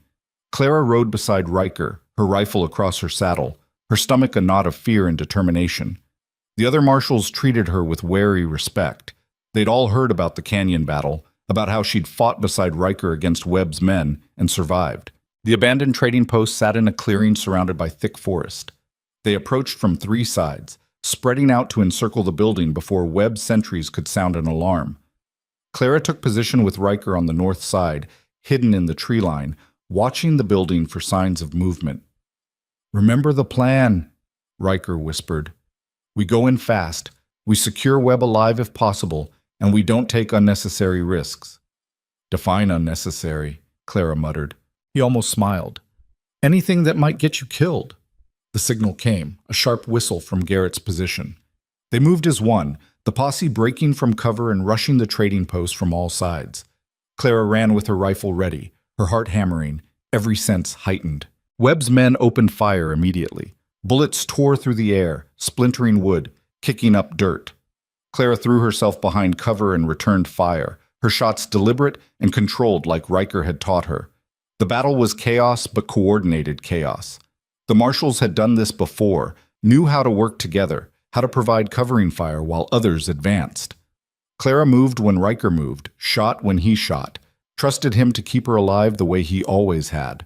They breached the building through the back entrance, clearing rooms systematically. Clara's hands were steady on her rifle, even though her heart was trying to beat out of her chest. They found Webb's men, but not Webb himself. He'd already fled through a tunnel that led to the forest. "He's running!" one of the marshals shouted. Riker was already moving, sprinting toward the tunnel exit. Clara followed, ignoring the voice in her head screaming that this was exactly the kind of unnecessary risk Riker had warned against.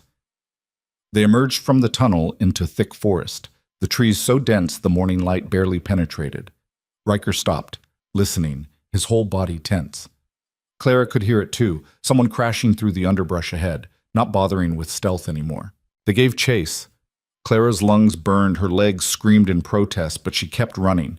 She could see Webb now, maybe 30 yards ahead, his expensive suit torn and muddy, his face twisted with desperation and rage. He turned and fired wildly behind him.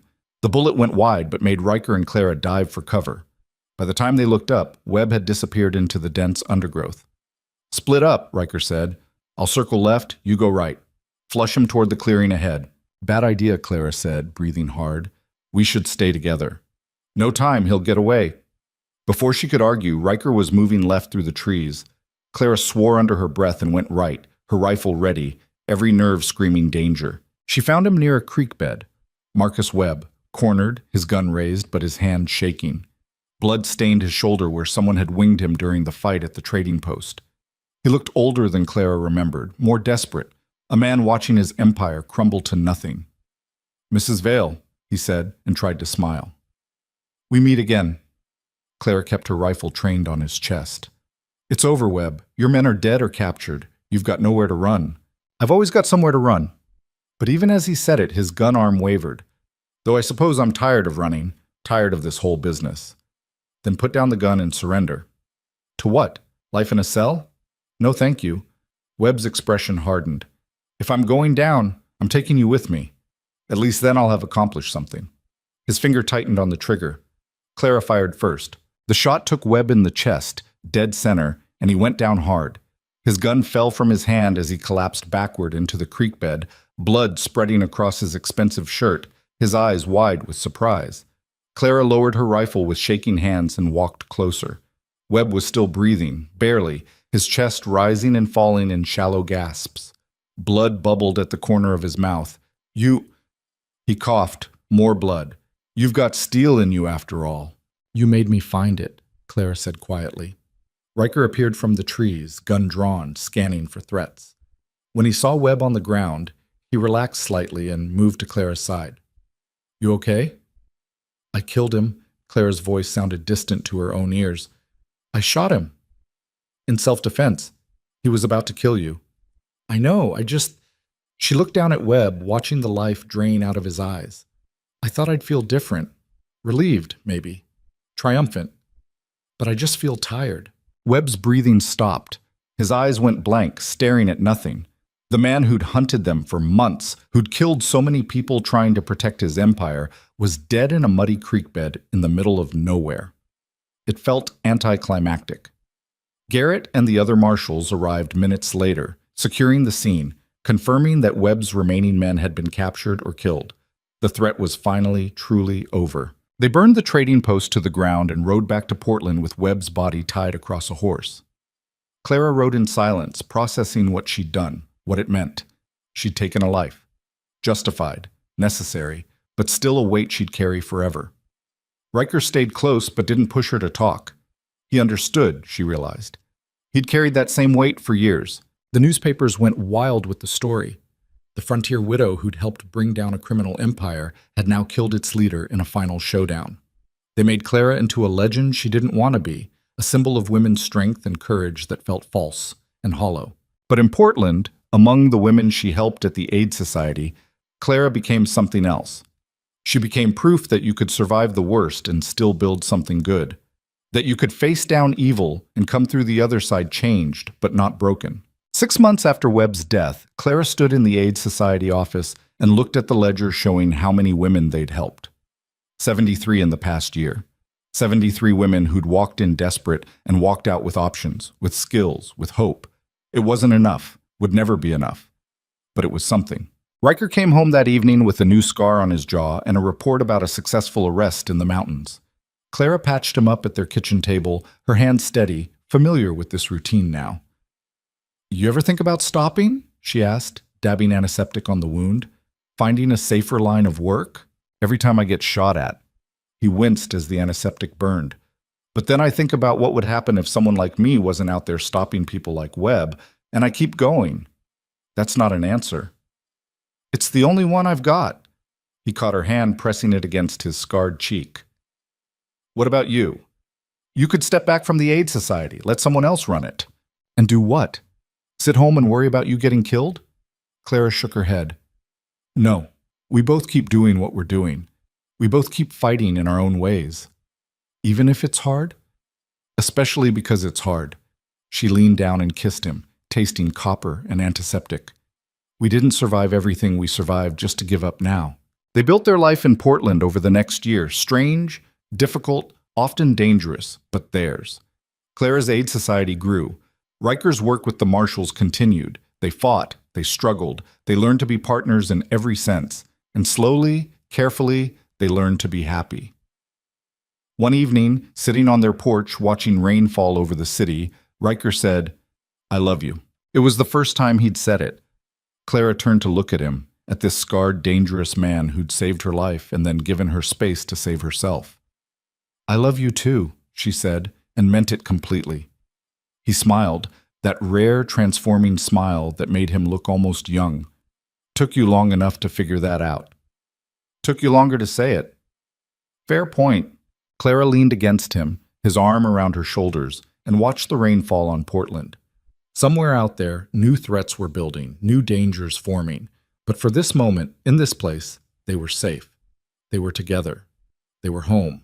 The baby came on a Tuesday morning in October, 3 years after Clara and Riker had settled in Portland. She arrived screaming and red-faced and completely furious at being born, which Clara decided was appropriate given everything her daughter would inherit from her parents. "She's got your lungs," Riker said, cradling the tiny bundle with surprising gentleness for a man whose hands were more familiar with guns than infants. "She's got your temper," Clara countered, exhausted but smiling. "Look at that scowl." They named her Sarah, after the wagon master's wife who'd given birth on the trail and shown Clara that women could be strong in ways that had nothing to do with violence. Sarah Margaret Vale, daughter of a federal marshal and a woman who'd killed a crime boss in self-defense. Poor kid didn't stand a chance at a normal life. Clara had discovered she was pregnant 6 months earlier, right in the middle of negotiating with the city council for expanded funding for the Aid Society. The timing was terrible. The pregnancy was unplanned, and Clara had spent the first week after confirmation alternating between panic and a strange, fierce joy she didn't quite know how to process. "You don't have to keep it," the doctor had said carefully. "Given your circumstances, no one would judge I'm keeping her," Clara had interrupted, certain in a way she couldn't explain. "Whatever happens, I'm keeping her." Riker had taken the news with his typical stoic calm, though Clara caught him that evening sitting on their porch staring at nothing, his expression somewhere between terrified and awed. "You all right?" she'd asked. "I don't know how to be a father. I don't know how to be a mother. We'll figure it out together." Now, holding Sarah while Riker watched with that same awed terror on his face, Clara felt the weight of responsibility settle over her like a physical thing. This tiny person would depend on them completely, would learn from them, grow because of them, become whoever she became partly because of the choices Clara and Riker made. It was terrifying. The Aid Society continued operating through Clara's pregnancy and after, though she had to delegate more responsibilities to the women she'd trained. Margaret Chen had moved to Portland a year earlier after her husband died, and she ran the day-to-day operations with competent efficiency that let Clara focus on the bigger picture. Fundraising, political advocacy, expansion plans. They were helping more women now, nearly 200 in the past year. Victims of domestic violence, widows facing debt, young women escaping forced marriages or worse. Clara saw herself in every one of them, saw the desperation, the fear, the feeling of being trapped with no good options. And she gave them what Riker had given her that day in the courthouse. Choice. Not always easy choices, not always good ones, but choices nonetheless, which was more than they'd had before walking through the Aid Society's doors. "You're changing the world," Margaret told her one afternoon, watching Clara nurse Sarah while simultaneously reviewing budget reports. One woman at a time. "I'm making a dent," Clara corrected. "The world's too big to change all at once." A dent's still something. Riker's work hadn't slowed down. If anything, Portland's growth brought new problems. Smuggling operations, claim jumpers, gangs targeting Chinese immigrants who couldn't fight back without risking deportation. He came home with fresh scars regularly, each one adding to the map of violence written across his body. Clara hated it. Hated the fear that grabbed her throat every time he left for a job. Hated the nights she lay awake listening for his footsteps, wondering if this would be the time he didn't come home. But she also understood it. Riker needed purpose the way most people needed air, and his purpose was stopping bad people from hurting innocents. "You could retire," she suggested one evening after he'd come home with cracked ribs from a fight with a gang in Chinatown. "We've got enough saved. You don't have to keep doing this." "And do what instead?" He was stretched out on their bed while Clara carefully wrapped his ribs. "Sit around getting soft while people suffer?" "You could help at the Aid Society. We need security sometimes, men trying to intimidate women into dropping legal cases." "That's not the same." He caught her hand, stopping her wrapping. "I know you worry. I know this is hard on you, but if I stop being who I am, and I don't know how to be anyone else." Clara understood that too. She'd become someone new after leaving Nebraska, stronger, harder, more certain of her own worth. But that person was built on the foundation of everything she'd survived, everything she'd fought through. Take that away, and she wouldn't know who she was either. Just try not to die, she said finally. I'll do my best.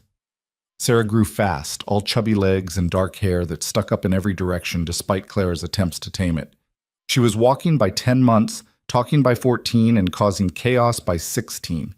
Riker was surprisingly good with her, patient in ways he wasn't with adults, willing to sit for hours answering her endless questions about everything. Why is the sky blue? Because of how sunlight scatters through the atmosphere. What's mosphere? The air around the Earth. Why is there air? Because otherwise we couldn't breathe. Why do we breathe? Clara watched these exchanges with amusement, seeing a side of Riker she suspected few people ever witnessed. The dangerous federal marshal became just a father trying to explain the world to his curious daughter. But the world they were explaining wasn't safe.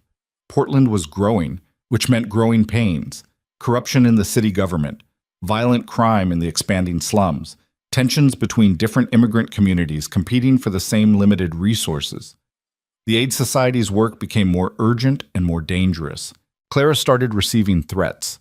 Anonymous letters warning her to stop helping Chinese women escape brothels, to stop defending Native women against land theft, to stop making trouble for powerful men who'd rather keep exploiting vulnerable populations. She brought the letters to Riker, who read them with a carefully blank expression that meant he was furious. You need protection, he said. I'm not hiding. These women need help. I'm not asking you to hide. I'm telling you to be smart. He pulled out one of his pistols and set it on the table between them. You know how to use this. Start carrying it. Clara stared at the weapon. She'd killed Marcus Webb 3 years ago, had shot other men during the canyon battle and the wagon train attack. But those were survival situations, desperate moments where it was kill or be killed. Carrying a gun daily felt different. Felt like admitting the violence would never really end. All right, she said finally.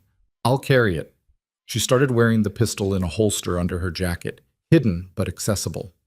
Some of the women at the Aid Society noticed and understood. Others looked at her differently, like she'd crossed some invisible line between helper and fighter. Maybe she had. The threats escalated to action on a cold November evening when Clara was leaving the Aid Society office late. 3 men were waiting in the alley, their faces covered, their intentions clear. Clara's hand went to her pistol, but one of them was faster, grabbing her wrist and slamming her against the brick wall hard enough to make her vision blur. You don't listen well, the man hissed. His breath smelled like whiskey and rot. We warned you to stop interfering. Clara kneed him in his groin with everything she had. He doubled over and she shoved past, running for the street, her hand finally closing around the pistol grip. But the other 2 were blocking her path, and she realized with cold clarity that she wasn't getting out of this alley without fighting. She drew the pistol and fired once into the air. The shot echoed off the buildings like thunder, and suddenly windows were opening, people were shouting, and her attackers were running. Clara stood there shaking, the gun still raised, until Riker appeared from somewhere running at full speed. Clara, what happened? They were waiting for me, trying to, I don't know, scare me, hurt me, maybe worse. She lowered the gun with trembling hands. I fired a warning shot. Riker's face went through several expressions before settling on controlled fury. Did you see their faces? No, they were covered. He swore viciously and pulled her into his arms, and Clara let herself shake against his chest for a moment before pulling herself together. She couldn't fall apart. Not here. Not where the women she helped might see her weakness and lose faith. We're moving the Aid Society to a new location, Riker said, somewhere more secure, more visible, and you're getting a permanent escort when you work late. I don't need... Yes, you do. And if you argue with me about this, I swear I'll lock you in our house and stand guard myself. His arms tightened around her. I can't lose you, Clara. I won't. She heard the fear under his anger and stopped arguing. They were partners. That meant protecting each other, even when pride suggested otherwise. The Aid Society moved to a new building near the federal courthouse, with better lighting and federal marshals stationed nearby. Clara hired 2 women who'd grown up rough and knew how to handle themselves in a fight. The threats didn't stop, but the attackers were more cautious now, less willing to risk direct confrontation. Meanwhile, Sarah was growing up in a household that was anything but normal. By the time she was 5, she could load a rifle and knew what to do if strangers approached the house. She'd also inherited Clara's stubborn streak and Riker's temper, which made for explosive tantrums that left both parents exhausted. "She's impossible," Clara said one evening after Sarah had screamed for an hour about not wanting to wear shoes. "She's like you," Riker said, almost smiling. "Strong-willed, won't back down. It'll serve her well when she's older." "If we survive until she's older." But Clara loved her daughter with a fierceness that sometimes scared her. Loved watching Sarah grow into her own person, confident and loud and completely unafraid of the world. This was what Clara had fought for, not just her own freedom, but the freedom of the next generation to be whoever they needed to be. Years passed. The AIDS Society expanded to 3 locations across Portland. Clara's reputation grew, the frontier widow who'd become a force for change, who'd faced down criminals and corrupt officials with equal determination. Politicians courted her endorsement. Newspapers interviewed her about women's rights and social reform. She hated the attention but used it anyway, leveraging her fame to get funding and legal changes that helped the women who needed it most. Riker kept working, kept getting shot at, kept coming home with new scars. Sarah learned to patch him up by the time she was 8, her small hands surprisingly steady as she cleaned wounds and applied bandages while lecturing him about being more careful. "You sound like your mother," Riker told her. "Mama's usually right," Sarah replied matter-of-factly. Clara felt something warm in her chest watching them together. This strange family they'd built from violence and desperation and survival had become something real, something good. Not perfect. They fought, they struggled, they carried scars both visible and invisible, but they were theirs. When Sarah was 12, Clara took her to visit the AIDS Society, showed her the women who came through seeking help, explained what the organization did and why it mattered. Sarah listened with serious eyes, taking in everything. "These women are like you were," she said afterward, "before you met Papa." "Yes. And you helped them because you remember what it felt like." "I helped them because everyone deserves choices," Clara corrected. "Because being desperate doesn't make you worthless, and needing help doesn't make you weak." Sarah considered this.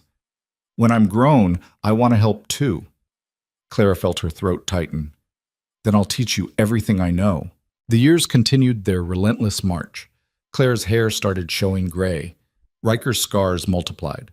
Sarah grew into a fierce, brilliant young woman who argued with everyone and backed down from nothing. The AIDS Society helped thousands of women across 2 decades of operation, providing legal aid, job training, emergency housing, and the kind of practical support that changed lives. Clara watched it all happen and felt satisfied in a way she never had back in Nebraska. That farm life had been someone else's dream, Thomas's dream, and she'd just been along for the ride. This, the AIDS Society, the women she helped, the family she'd built with Riker, this was her dream, her choice, her life. Riker retired from active marshal duty when he turned 55, his body finally giving him no choice after 1 too many bullets and broken bones. He hated it at first, restless and irritable, until Clara pointed out that the AIDS Society could use his expertise training women in self-defense. He started teaching classes twice a week, showing vulnerable women how to fight back, how to escape bad situations, how to survive. "You're still doing the same work," Clara told him, watching him demonstrate escape holds to a room full of attentive students. "Just differently. It's not the same." "No, it's better. You're preventing violence instead of just responding to it." He grumbled but kept teaching, and Clara saw him slowly adjust to this new role. Saw him find satisfaction in seeing women walk out of his classes standing taller, more confident, more certain of their own strength. Sarah left for college in San Francisco when she was 18, studying law with the intention of becoming the kind of lawyer who defended people who couldn't afford proper representation. Clara watched her daughter board the train and felt pride mixed with the ache of letting go. "She'll be fine," Riker said, his arm around Clara's shoulders. "I know. I remember being her age. Remember how much I didn't know about the world. She knows more than you did. You made sure of that." That was true. Sarah had grown up understanding that women could be strong, could fight, could make their own choices. She'd never experienced the kind of powerlessness Clara had felt standing in that Nebraska courthouse. That was Clara's gift to her daughter, a different beginning. The AIDS Society celebrated its 25th anniversary when Clara was 59 years old. They threw a reception at the main office, inviting all the women who'd passed through over the years. Hundreds came. Women who'd escaped abusive marriages, who'd found jobs and independence, who'd built new lives from the ashes of their old ones.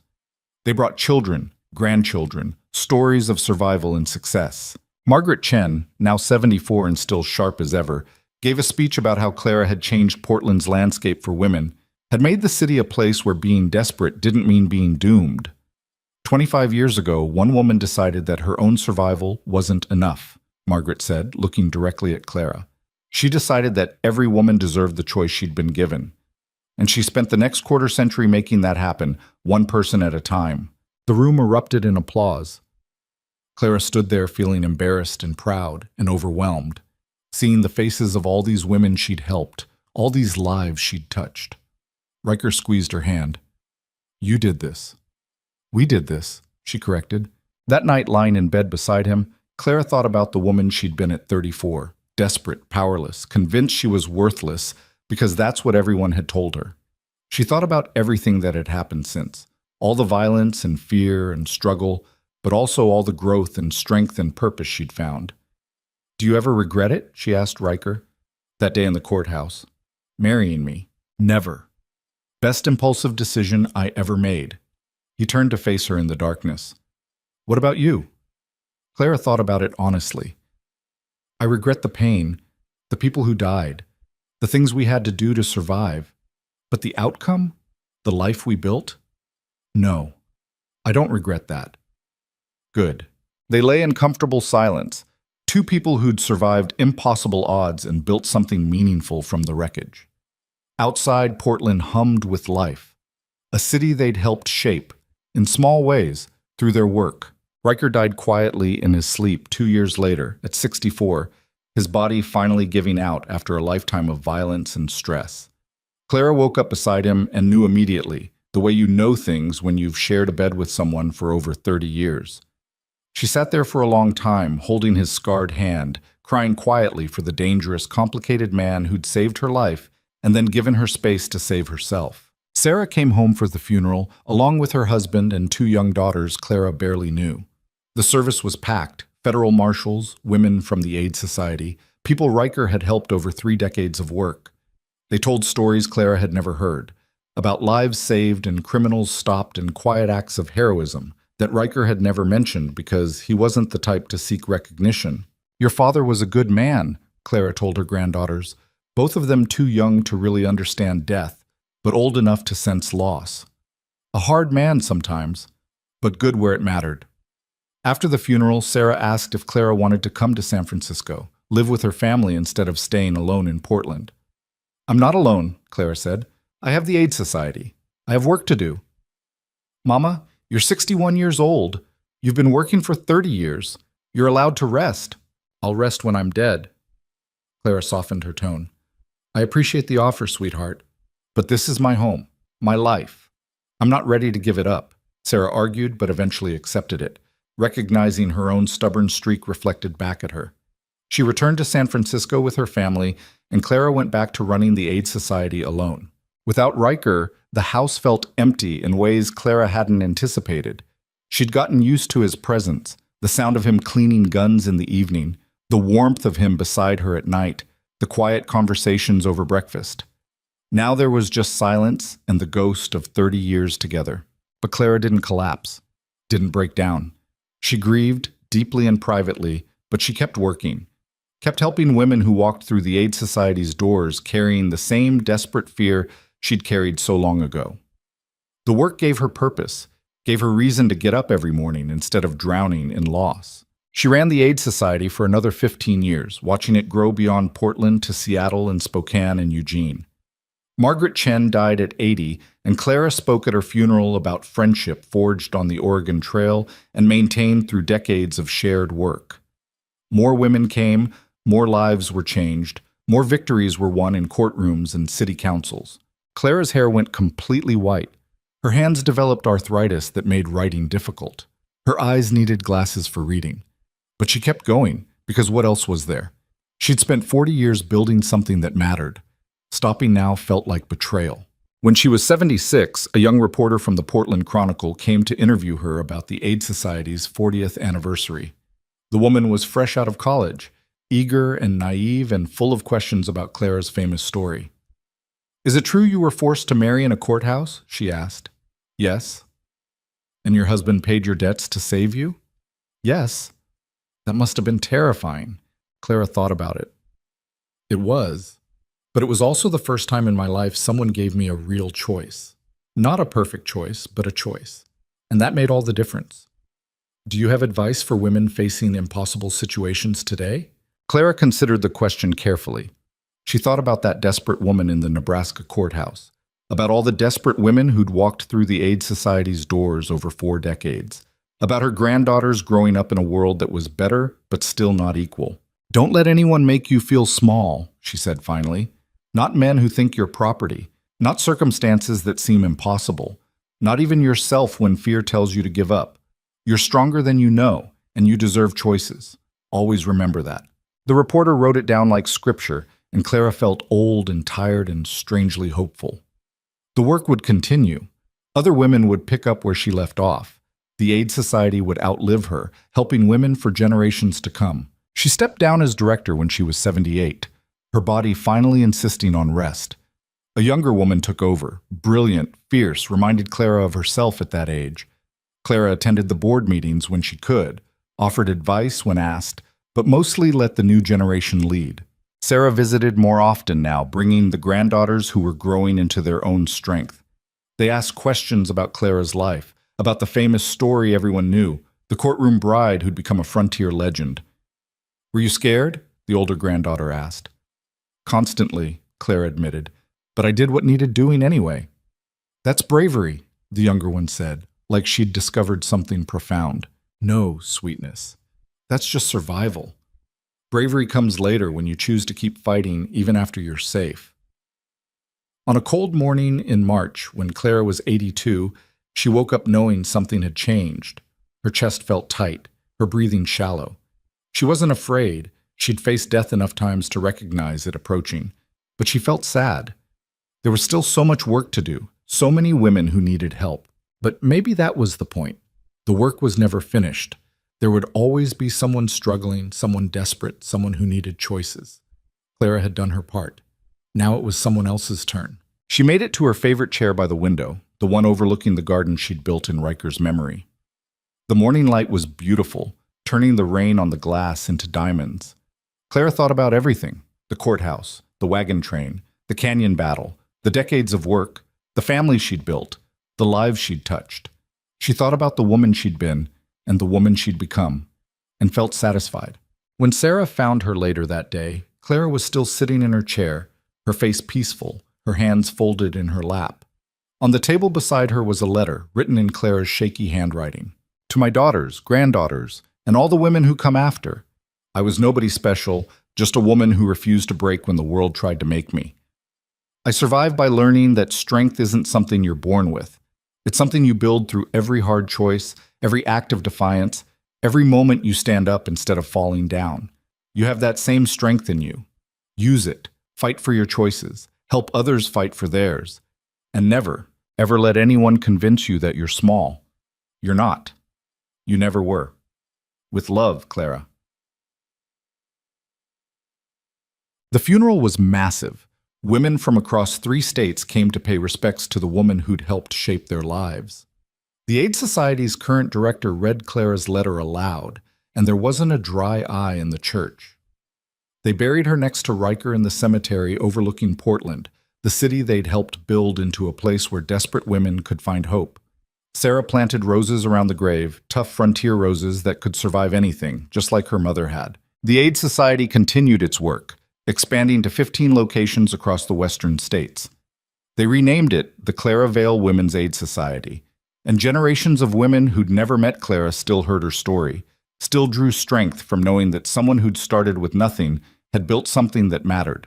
50 years after her death, Clara's great-great-granddaughter stood in what was now the Clara Vale Women's Aid Society headquarters in Portland, looking at the portrait of her ancestor hanging in the main hall. The woman in the painting looked strong, certain, Nothing like the desperate widow from the courthouse story everyone knew. Who was she really?